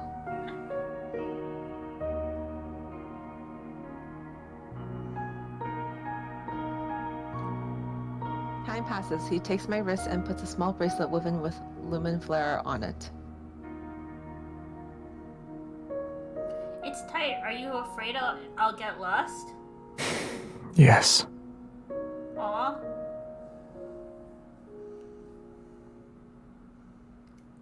Okay, Swell. The mountain wind is cold. The streams, water, and moonlight spread out to create a silvery gray glow that rests on his shoulders.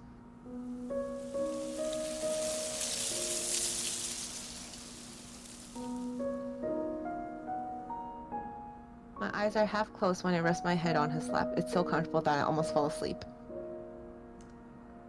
Who are you planning to give that flower to? You. Okay, finally, he didn't say someone. Finally. I froze for a second. I hadn't told him any memories were coming back, but a thought started to form. He's learning! Maybe Xavier had known who I was all along. Oh my god, it took you this long to figure that? He knew who you were from the beginning. He didn't forget. I mean, he made a tombstone for you. Obviously, he remembers who you are. I'm pretty sure he has your image etched in his brain, in his heart. Duh. I didn't know why he kept it from me, or what he'd really been through after I left. The past was like those rusted swords hidden in the flowers, left behind and forgotten.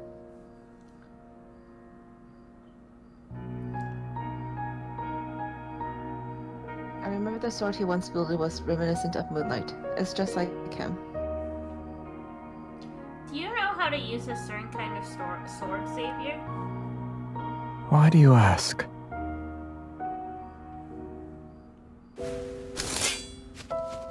I grabbed 2 rusty swords from the grass and tossed one to him. It's nothing. I realized we haven't even sparred once.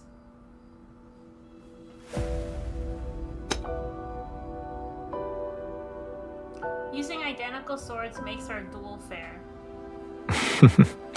Alright. Oh my god, memories! They used to do spar all the time. First Your move, strikes are too slow. second move. Yeah, I still managed to block your attack. 10th move, 20th move. These techniques are all too familiar.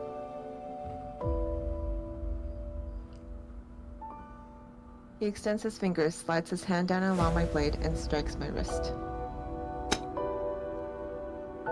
A tingling numbness shoots through my wrist and I almost drop my sword. Oh, do you hit a pressure point? You. Oh, that's you. You. Stay focused when you spar. Who taught you that? 25th. You did.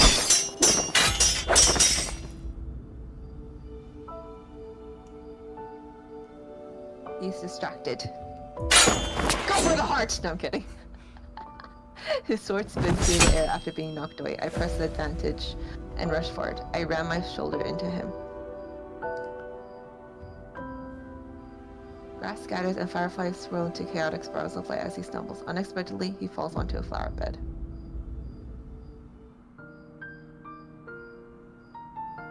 The tip of my sword pierces the soil near his face. The duel ends with me as the victor. Ooh, go girl! I suppose the prophecy was correct, Xavier. I'm truly destined to defeat you. A deal is a deal. This city is now under my control. Instead of struggling, he calmly tilts his head to the side and places his palm over my sword hand. I remember you saying you'd stand by my side. If that's the case, then our swords should be pointing in the same direction. Oh my god, that's the Ardent Oath line. Our swords should point in the same direction. Oh. Well, You still haven't told me who taught you that move. Xavier, are we still gonna bring jealousy into this again? You know who taught her that move. Yeah, so Lightseeker Xavier because I've used the companion before to do my fights, right? Because I only had that companion for Xavier. So the ultimate line is our swords shall point in the same direction.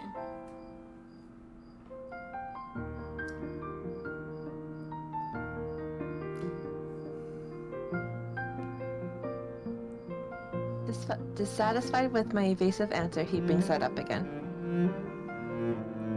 I don't know. If you've never seen it before, then I can only guess it's unrelated to you.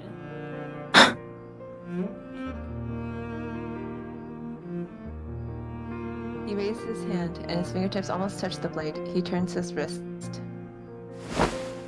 Before I can react, he flips our positions, holding my wrist. He pins me down. Oh boy, Xavier. Xavier, our duel already ended. You didn't say we should stop, so it wasn't over yet.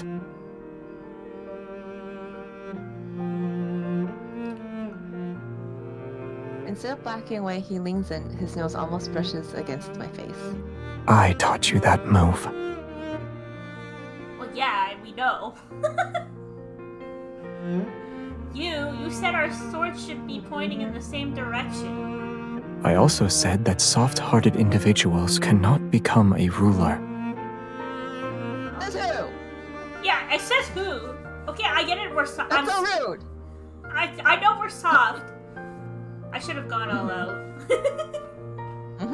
Can I claim my prize now? Yeah, like what? I push him away and about to stand when a kiss suddenly lands on my forehead. He was still going for the lips, though. Yep.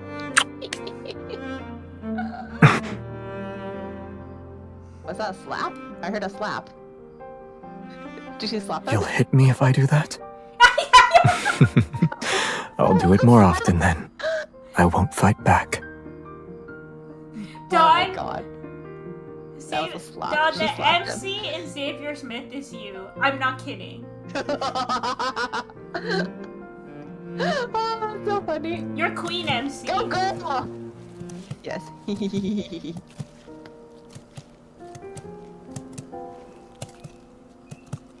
On the way back, he carried me on his back in silence. His figure seeming to hold up the entire night around us.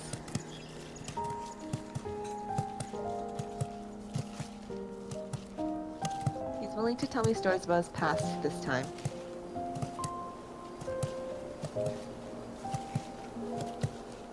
So how wonderful was this Forgotten Queen? Very.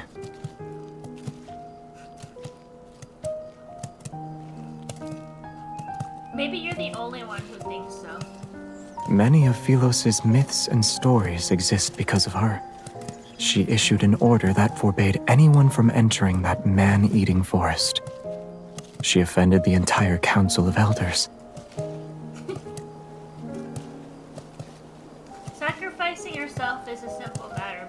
Bearing condemnation while walking into darkness is not. Perhaps the Mad King who's condemned by all is the person who can save Philos.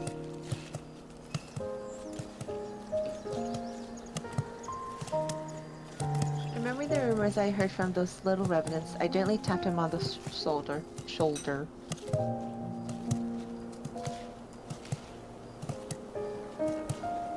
One second. I'm chewing. No worries.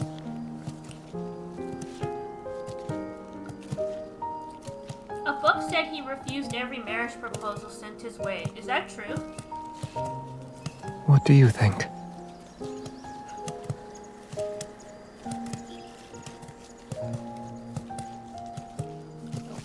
Holding back a smile, I ran up my fingers through his hair. I messed it up before slowly combing my fingers through to make it neat again.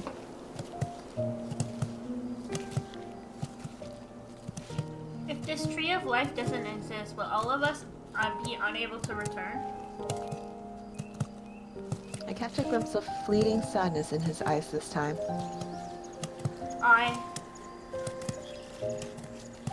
If everything must fade away, then I wish I could stay in this moment forever.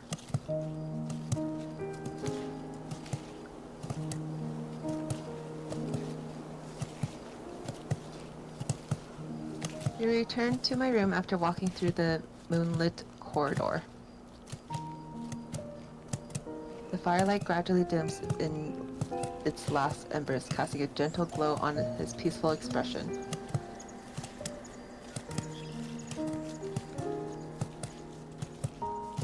He leans down and kisses my forehead once more. Oh, I think he knows that our memories came back. He realized when they were Don't overthink it. Rest. You'll feel better soon enough. And when you open your eyes, you might realize this was all just a dream. Oh, Xavier, what are you about to do? I know you're up to something. My eyelids feel as heavy as lead. I'm sleepy. Yet why isn't Xavier going to bed? Has he never felt exhaustion before? Good night, I'll see you tomorrow. Yes, we'll see each other tomorrow.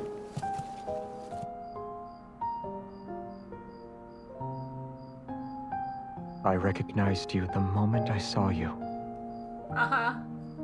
Now he says When you return to Philos and see I'm not there, will you be angry that I deceived you again? There's a spaceship docked at the northern edge of Starfall Forest. Oh god, excuse me. It should still be working. Coordinates have already been inputted into the navigation system. You can leave if you want. It'll take you to that beautiful little planet. What is he doing? I feel like she's gonna do something first, though, as we go.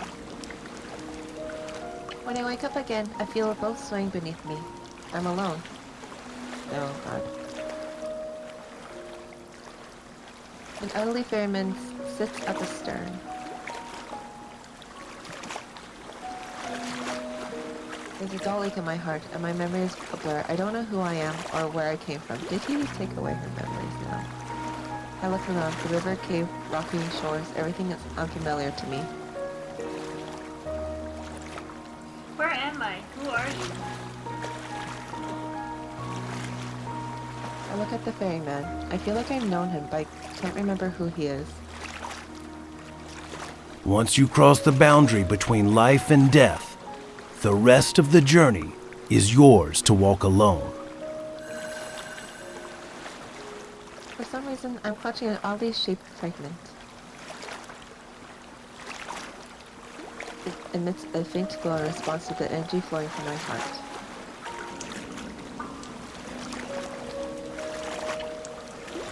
The boat enters a narrow cave passage. The sound of water droplets echoes and strikes my ears. One second, I gotta follow. Hi, D5, man, thanks. I'm a big fan of the game too, just recently started streaming it. I don't have a Discord where I post my streams. I just kind of stream whenever I'm like free kind of thing. I could set up something like maybe I can start posting like on my Twitter like when I'm gonna be streaming. I can definitely add down Discord if you want, and I can let you know when I'm streaming. So thanks for the follow. Xavier Smith right now.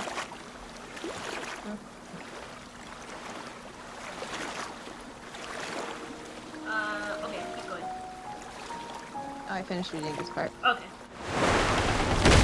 Before long, the boat gently runs aground. It rests at the shore before a hazy halo of light. Everything is immersed in this soft, gentle radiance.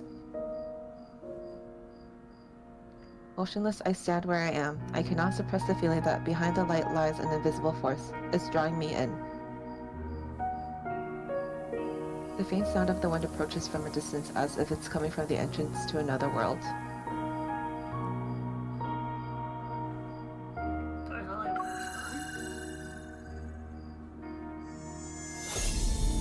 When my palm touches that light, a blinding radiance surges like the tide to engulf me.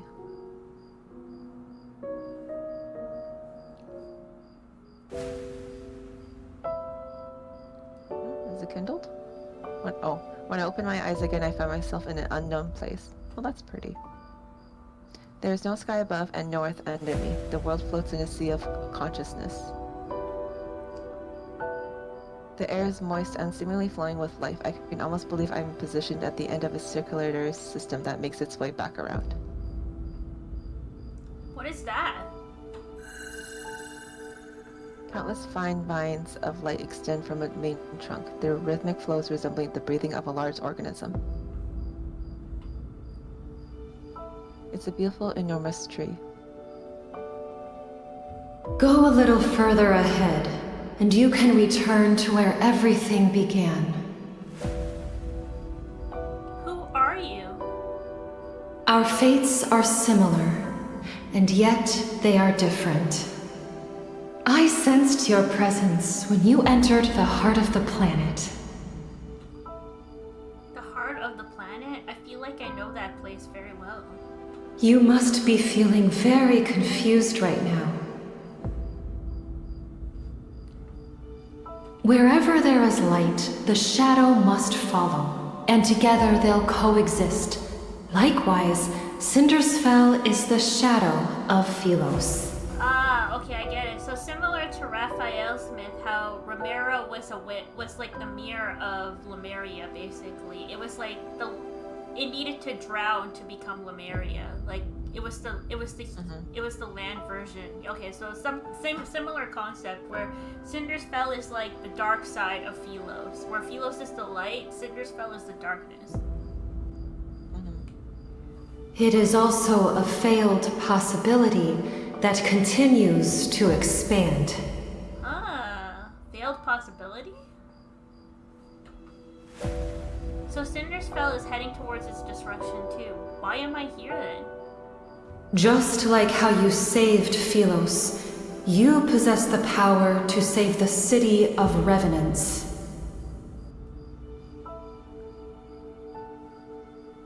Old memories wash over me. I sat on the throne and waited for a long, long time, but my knight never returned to me. They told me the only way to save this planet is for me to walk into the heart of the planet.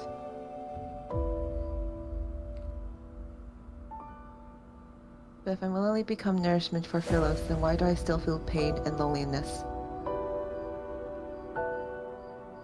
Was I not prepared to be sacrificed? Was I waiting for someone to find me?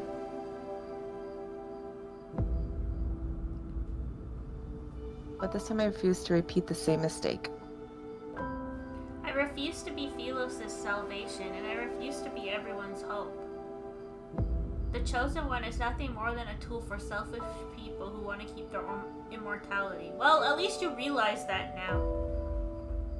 Be it in Philos or in the city of Revenants, it's all the same. I agree. You are correct. Philos' destruction cannot be prevented. There was once a king. When he was still a knight, he reached the same conclusion. To truly save those trapped in eternity, one must return to the correct divergence point and create new possibilities. Ah, so that's why Xavier decided to do the backtracking. The current Cindersfell is but a false branch. It's a tributary destined to run dry.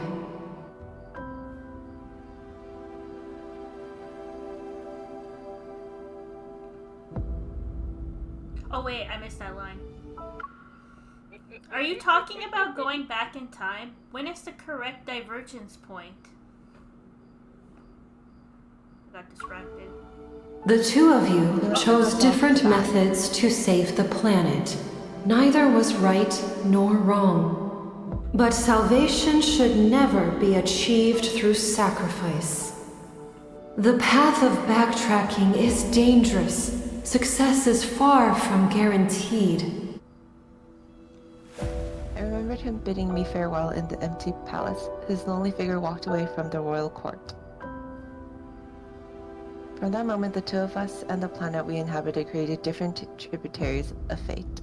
The ether core within you shares the same origin as this planet. Its power is from the depths of the cosmos. The protocore will mend the fractures in this world and allow that eternal city to become a reality. Before its power is depleted, it can grant you one last choice. You can return to the divergence point he created, or remain in this false Philos. Everything is in your hands this time. I get it now. I get it. She's gonna go back to the divergence point. However, I must warn you, if you choose to return to the past, this world will immediately collapse. Philos' fate might find a new hope, or it will march toward irreversible destruction once more. Even you shall become an unknown variable. Have you decided? Yep, I want to go back.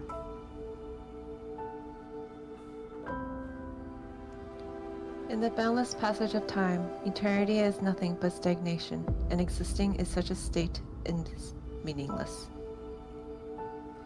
So this More time... importantly... Oh, go ahead. Go ahead. Go ahead. No, I'm just gonna say, I think this timeline is gonna fade, basically. This timeline is not gonna exist anymore. More importantly, Xavier shouldn't be trapped in that darkness. I get it now. That's how he ends up on Earth, because they go back in time, so the backtracking mission happens again. The light fades and I feel my body becoming solid again as I return to the entrance of the cave.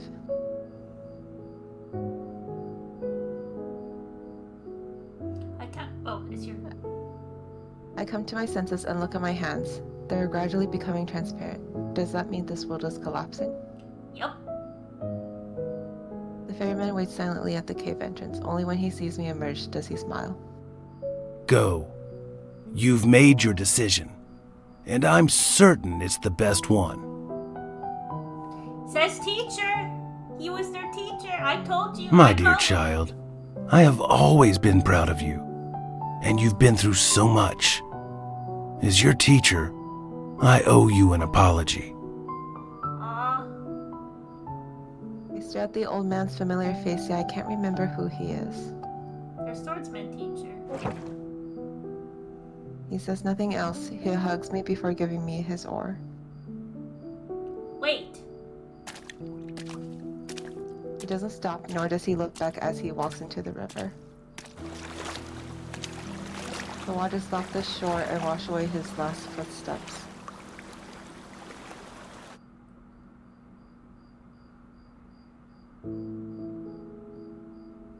The small boat rocks back and forth as it sails along the inky black river. Acting as my guide, the glowing orb of light that was hanging from the bow vanishes once the boat docks. Shadow Bag anxiously paces back and forth along the riverside. He calls out to me when he spots me. That sounds a little... Are you gonna... Okay. Are you gonna take me to him? Sounds a little better. Shadowbind stomps his hooves before galloping off with me on his back. We're heading to Cindersfell.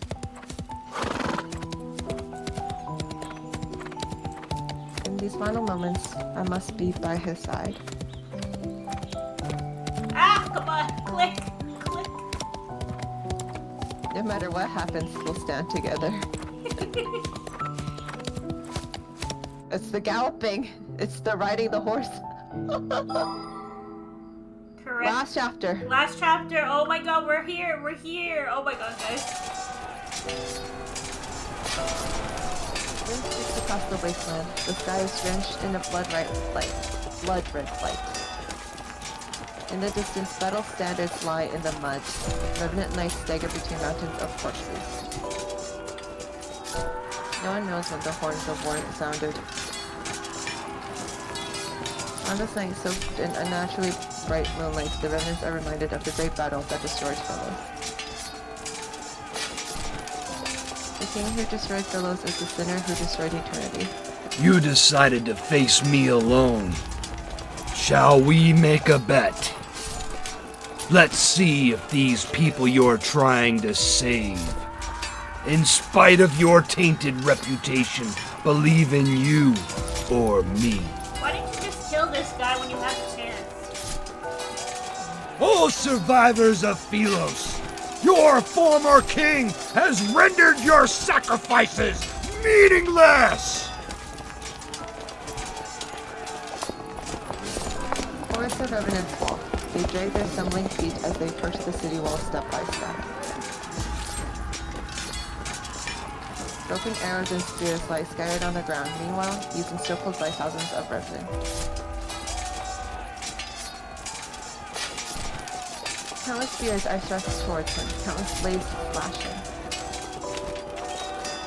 The revenants have been consumed by their hatred and despair for too long. They need a living sacrifice to pay the debt they owe to the dead. Yet Cinderspell was never meant to exist. It doesn't belong to the living or the dead. The light blade that once protected the kingdom has transferred into the dark blade that slays the dead. Before its collapse, he entrusted the Portacore to me along with Philos' last chance of survival. From that moment, he was the only person who could access the Divergence Point and return to Philos. Yet he would remain trapped within this madness in eternity's embrace until the apocalypse arrives. The massive sword roars as it slashes and cuts. It impales one revenant soldier after another as they lunge towards him. However, the revenants slowly realize the blade that once struck fear into them can no longer reduce them to ashes. Silence lasts for a moment, then they erupt into a frenzy. That sword is no longer the arbiter of death. It cannot be destroyed. There's no need to be afraid. They celebrate. They howl.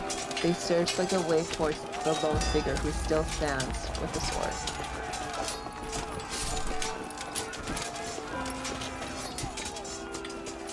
XAVIER! He turns his head, his gaze passing the flames and smoke of battle. When we make eye contact, surprise appears on his face. How did you... Why did you think I'd go somewhere without you? The first shadow binds through the revenant horde. Without any hesitation, I charged towards him. With the horse. As our paths intersect, I lean down and grasp his wrist. I pull him up behind me in one swift motion. Oh hey! She's doing it back to him. Yeah. I'm the one holding his hand this time. As our powers resonate, light swiftly coalesces and forms into a blade.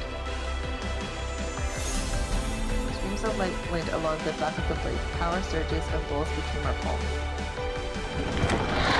Before the revenants can launch towards us, I grab his hand. Together we raise the sword once more.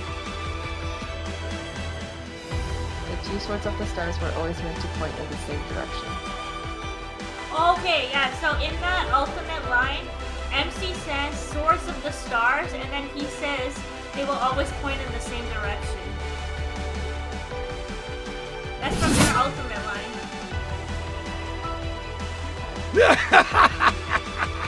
Now you two remember, you can die together. Oh my god. Philos doesn't need traitors! May you have an audience with eternity!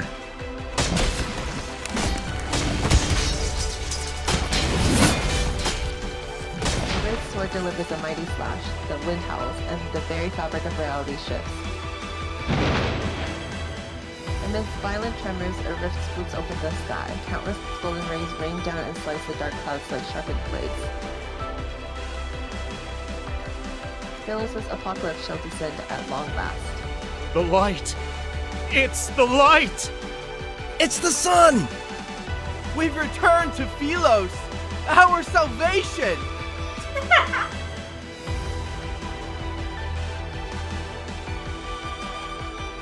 The sunlight is akin to a torrential downpour after a long drought. Delirious with joy, the ravens raise their heads and race toward a small hill formed by piles of armor. They're desperate to be the first one to touch the light. Yet it's so dazzling and brilliant that it's impossible to look at. The revenants are forced to close their eyes. The black armor covering their bodies starts to crack. It happens once, but then there's another crack, and a third crack appears. Crystals rapidly spread across the skin that's touched by light. They reach their shoulders, chests, and arms. It burns!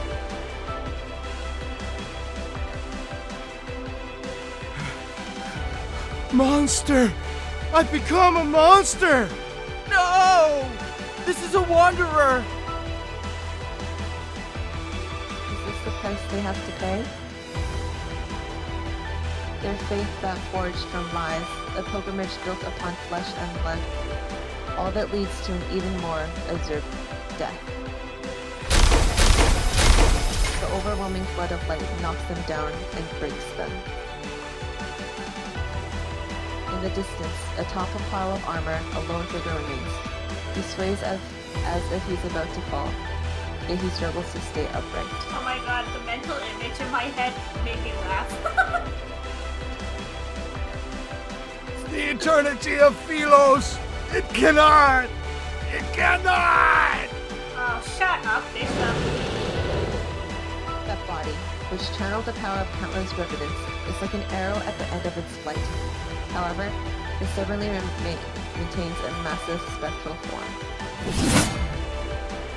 In his despair, he turns only to see a light blade tear through the heavens. It rushes towards him with an overwhelming force. Light blades devour heaven and earth. Time seems to freeze in this moment. Then there is silence. Shadowbind, who's beneath me, vanishes. No! As I'm about to fall onto the sharp spears below, a hand grabs me. Oh no, the horse! No! Okay.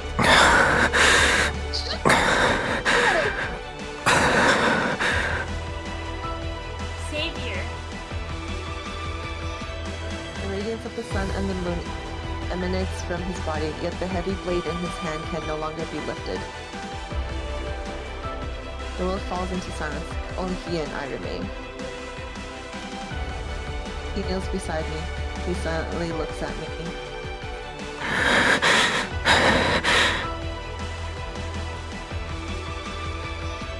He opens his mouth as if he's trying to speak, but he can't utter a single word. I realize it's the first time he said my name since I arrived into this world. It's been a long time. Aww. 300 years.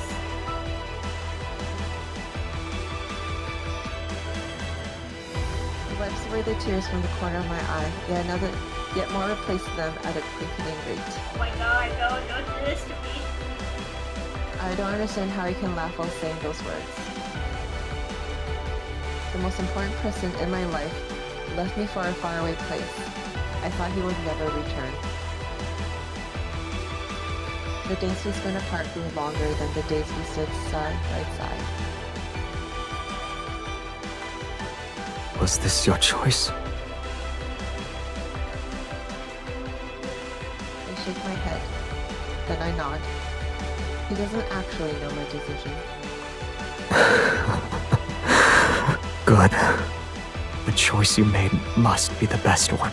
Oh my god, he trusts us so much. Women floor petals mingle with ashes and float into the sky, dyed by twilight. Our story is coming to an end. Oh.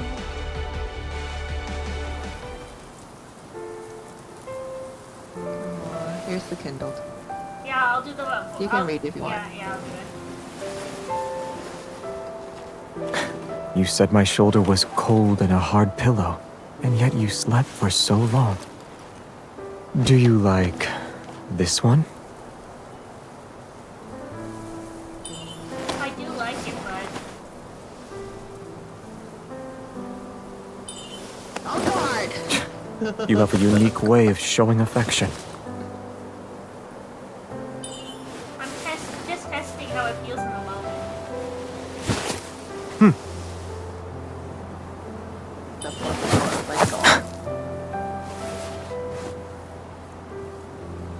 Oh, I missed. On guard! I missed. Go get it, Ria! It needs time to adjust to its new master. It managed to strike the crown, has good durability, and is good as a sword. The sword is well made, but the storm has passed. It's all filled with sunlight and... I hate you, Impulse. You make me do this every time. Sunlight and flower fields. Why do you rush the Kindle? I don't get it.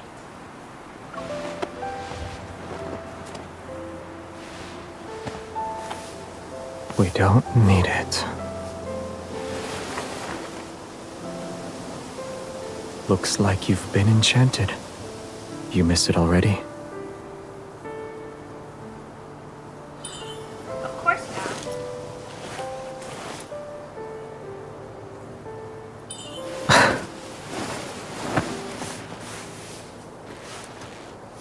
My hand would look weird if it's not holding a sword. But now, you gave me the best answer.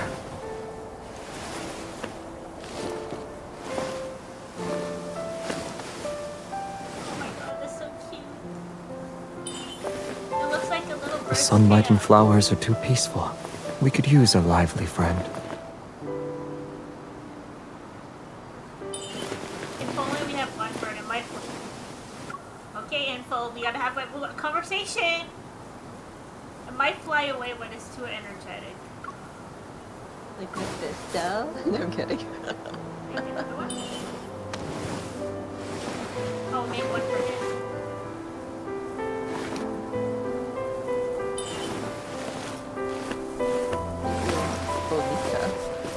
When there's two of them, 1 second. Ugh. When there's two of them, they'll be attached to each other. Oh my god, why Info? Come on. Once they're used to caring for each other, they'll never be apart. Oh my god.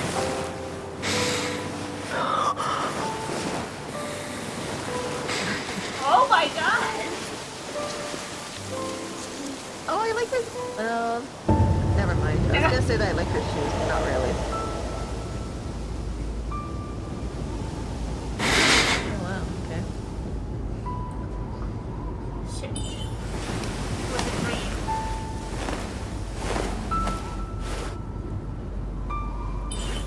The faces. The sun is coming out. We won't be cold for much longer.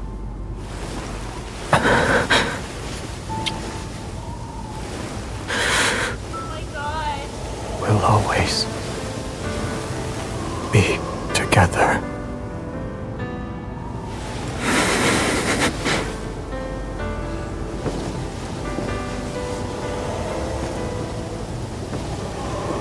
Oh my god. Stop it. Oh my god, I'm getting really emotional. Oh my god. Oh yeah. No! I'm holding myself back. Dead. They're not dead. No, they're just going back in the past. They're going back to the Zaze, past, and that branch why do the knights is always say, disappearing. "May Philos prosper under eternity's divine gaze"? Is it because we have very, very long lives?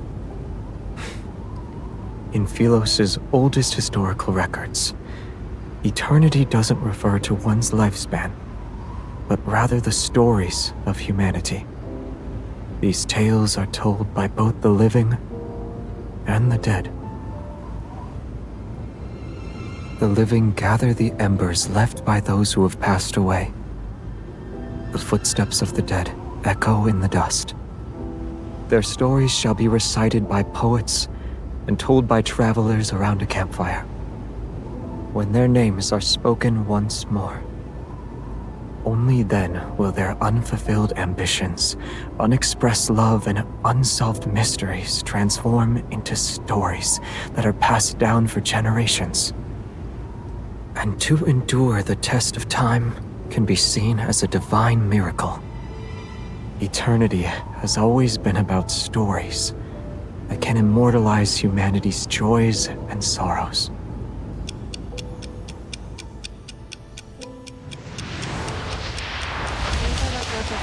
The world is released from some kind of constraint. Everything begins to move backwards. My consciousness is plunged once more into that familiar darkness. But a beam of warm light gently lifts my body. In the rapidly flowing river of time, I witnessed many miracles I've never seen before. A tree learns to stand again from the scorched earth. A bird breaks free from the mud and takes flight. All the wilted flowers with faded colors return to the hands of knights rushing to meet their beloved. Tiny life regrows in the magnificent tapestry of fate. Time radiates outward with countless pathways leading back to the past. Until everything slows down once more. At the very last moment, I hear a gentle voice speak. Thank you for choosing him. That was the right choice. That was literally the only choice. Yeah, we had no other choice. You could choose any other choice, really. Playthrough-wise. Outside the castle, the sky is clear and the air is crisp. The surrounding landscape sits in silence. The skylark's song drifts down from above. This day is no different from yesterday, just like countless other days that have slipped away in Philos. A small boy kneels amongst the wildflowers. He struggles to lift a sword that's taller than himself. You had a selection of weapons presented before you. Why did you choose the sword? Wait, was the tree his mother? No. No. It's the same No, voice. I'm gonna cry. That's why she said we walked down the same paths. We walked down the same path, but our fates are different. She was sacrificed. Wow, that actually did bring tears to my eyes. I can't believe it. It's so sad.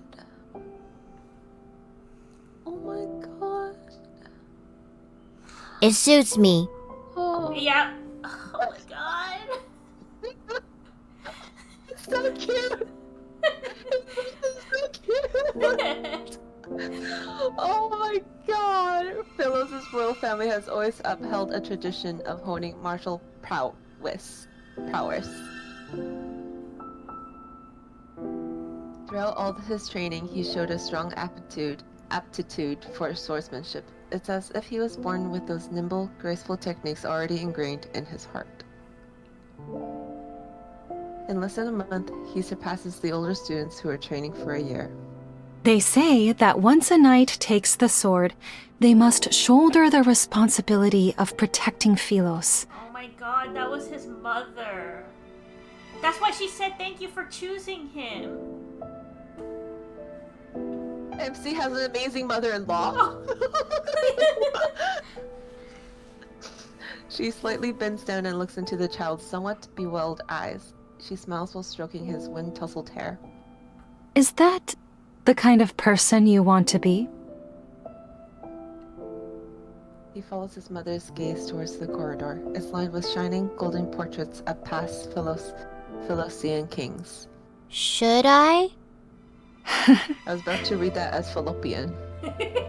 Predetermined answers aren't what makes us human. It's about embarking on a journey to find answers, even when you already know them. Even I don't know what kind of person you should become. Where can I find that answer? She holds his hand for a moment, then she lets go and leans down to straighten his wind-ruffled collar. Go to the paths you've walked, the people you've met, and the very depths of your heart.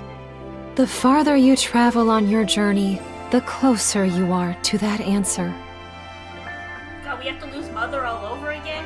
This is so sad. When that time The comes. young boy nods. Oh, sorry, Don. The young boy nods. He sort of understands. Will I know why I'm supposed to wield a sword? Yes. However, a sword is still a weapon. It can and will harm others. Knights wield swords for their king, and kings wield swords for their country. You shall have peace in your heart only when you wield your sword for the choices you've made of your own free will. Wow. I get it now. I get why he was really upset about his mother.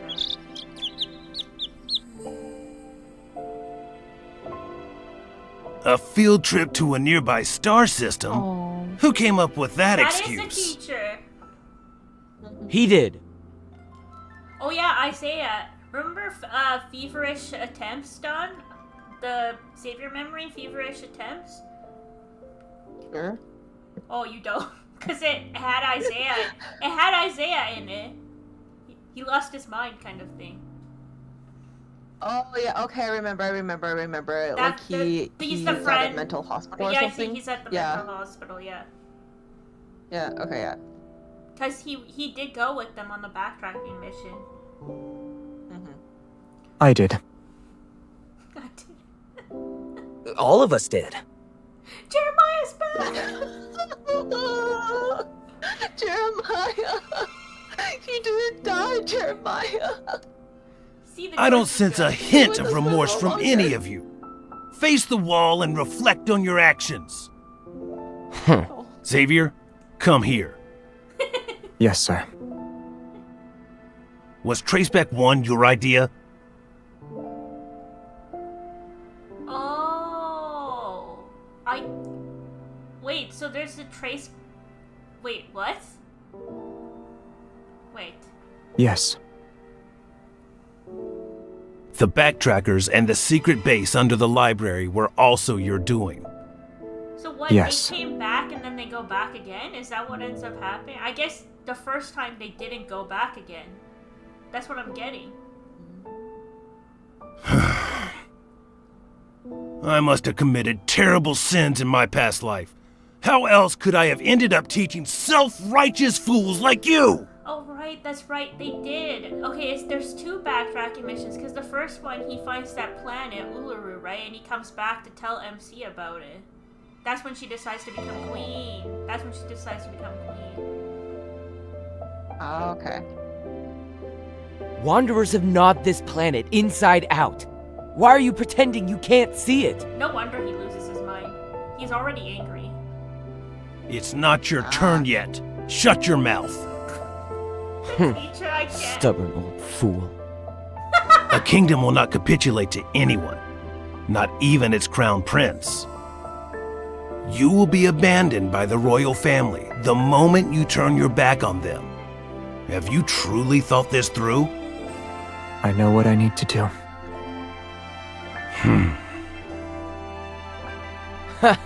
I guess Xavier thinks he's some kind of savior. You're only making these grand statements because you were born with wealth. Jealous much? This has nothing to do with you. Your jealousy's the crown prince while you're nothing but a forgotten hooligan from a branch that... Love you, Jeremiah. Never change. Love you, Jeremiah. Never die. Oh, I see. Never die, Jeremiah. Is it because you lost to him today? Matters involving the royal family do not concern you, peasant. You have no right to criticize us. You know, you call Don't fucking call my guy a peasant, you piece of shit. You Can know, we kill Isaiah? Can we please kill him? you know, I he wanna was kill the him. most loyal to Xavier and MC, like Jeremiah. Like, he was their most loyal friend, like, in the end. You... All of you are so... Oh, there's Soren! Can you put the arguments aside for once? Or am I the only one who actually wants to embark on this voyage? Do you remember this guy, Doc, from the branch story? Sure. You know, in the Prologue Tomorrow story? Prologue to Tomorrow? The 3 branch stories? Sure. I remember the branches. Don! Remember they went to the university, they pretended to be students? Oh yeah, I remember that part. Okay. Yeah, remember they met him there? He was pretending to be the vice president's student, but he's actually one of the backtrackers. Ah, okay. Don, you gotta go back and rewatch. What are you doing? It's been a while, okay? I've been trying to farm rewards. Don, I watched this once, the branch story once, and I remember that. Nearby, their friend looks down with a smile and records the umpteenth quarrel among the backtrackers in a knight's handbook. Of course they would. Even when they first settled on this name, they were almost ready to brawl because they thought it wasn't catchy enough. Why does it have to be as catchy as a K-pop idol group name? Like what? It does sound like it, doesn't it? Xavier looks into the distance. His thoughts drift to the spaces between leaves where a small bird is singing high above the branches. He feels as if the river of time that endlessly flows has come to a standstill. Oh. The chirping birds, the drifting clouds, and the wind gently rustling treetops seemingly freeze. Oh, no, this is the point. He turns around and gazes at the green fields at the foot of distant mountains. For some unknown reason, he thinks he hears someone calling his name.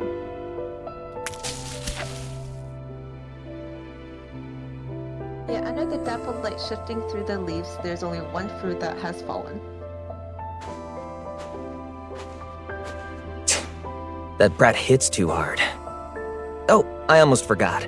I won't tell her about the backtracking, don't worry. What happens between us doesn't involve you. God, Xavier. He's in your corner, Xavier. He doesn't want your growth. Yeah, exactly. Stop fighting him! Jesus, I'm gonna slap him. I'm gonna bitch This slap is what I get for trying to be nice. Exactly! Jeremiah, just slap him in the face. Please, he deserves it. You know, I feel bad for the guy because technically MC was his friend first. Actually. Yeah. Oh my god. Jeremiah, just slap his face. He needs it. Please.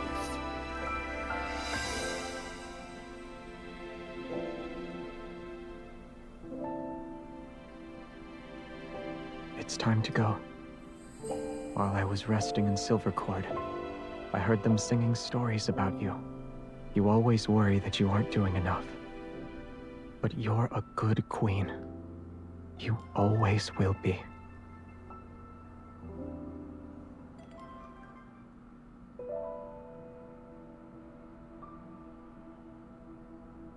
Traceback 2 is preparing for launch. We'll be traveling to a universe that remains unknown to us.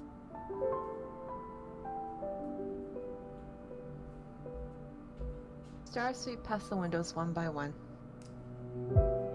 During a long voyage, most interstellar travelers choose to enter sleep-in pods. Only one does not. Although there are countless moments of lightning strikes across stardust, he sits alone in the cockpit. His thoughts are indiscernible. When passing a beautiful alpha star cluster, he doesn't look back. When passing a star that's about to be born, he doesn't look back. When passing the floating, faintly glowing dust in the cosmos, he still doesn't look back.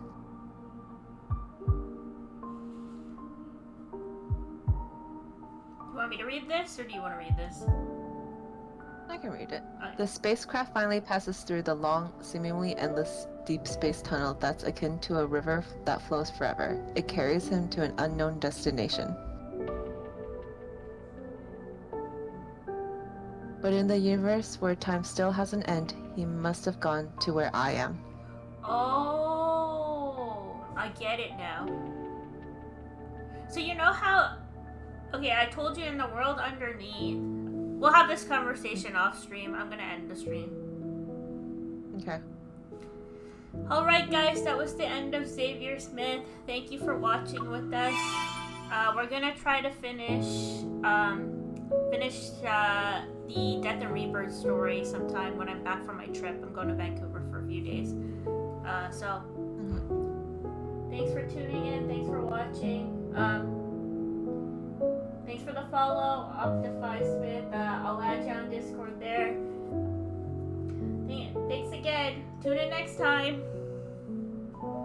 Thank you. Bye-bye. Bye. That was really good. That was a really good myth.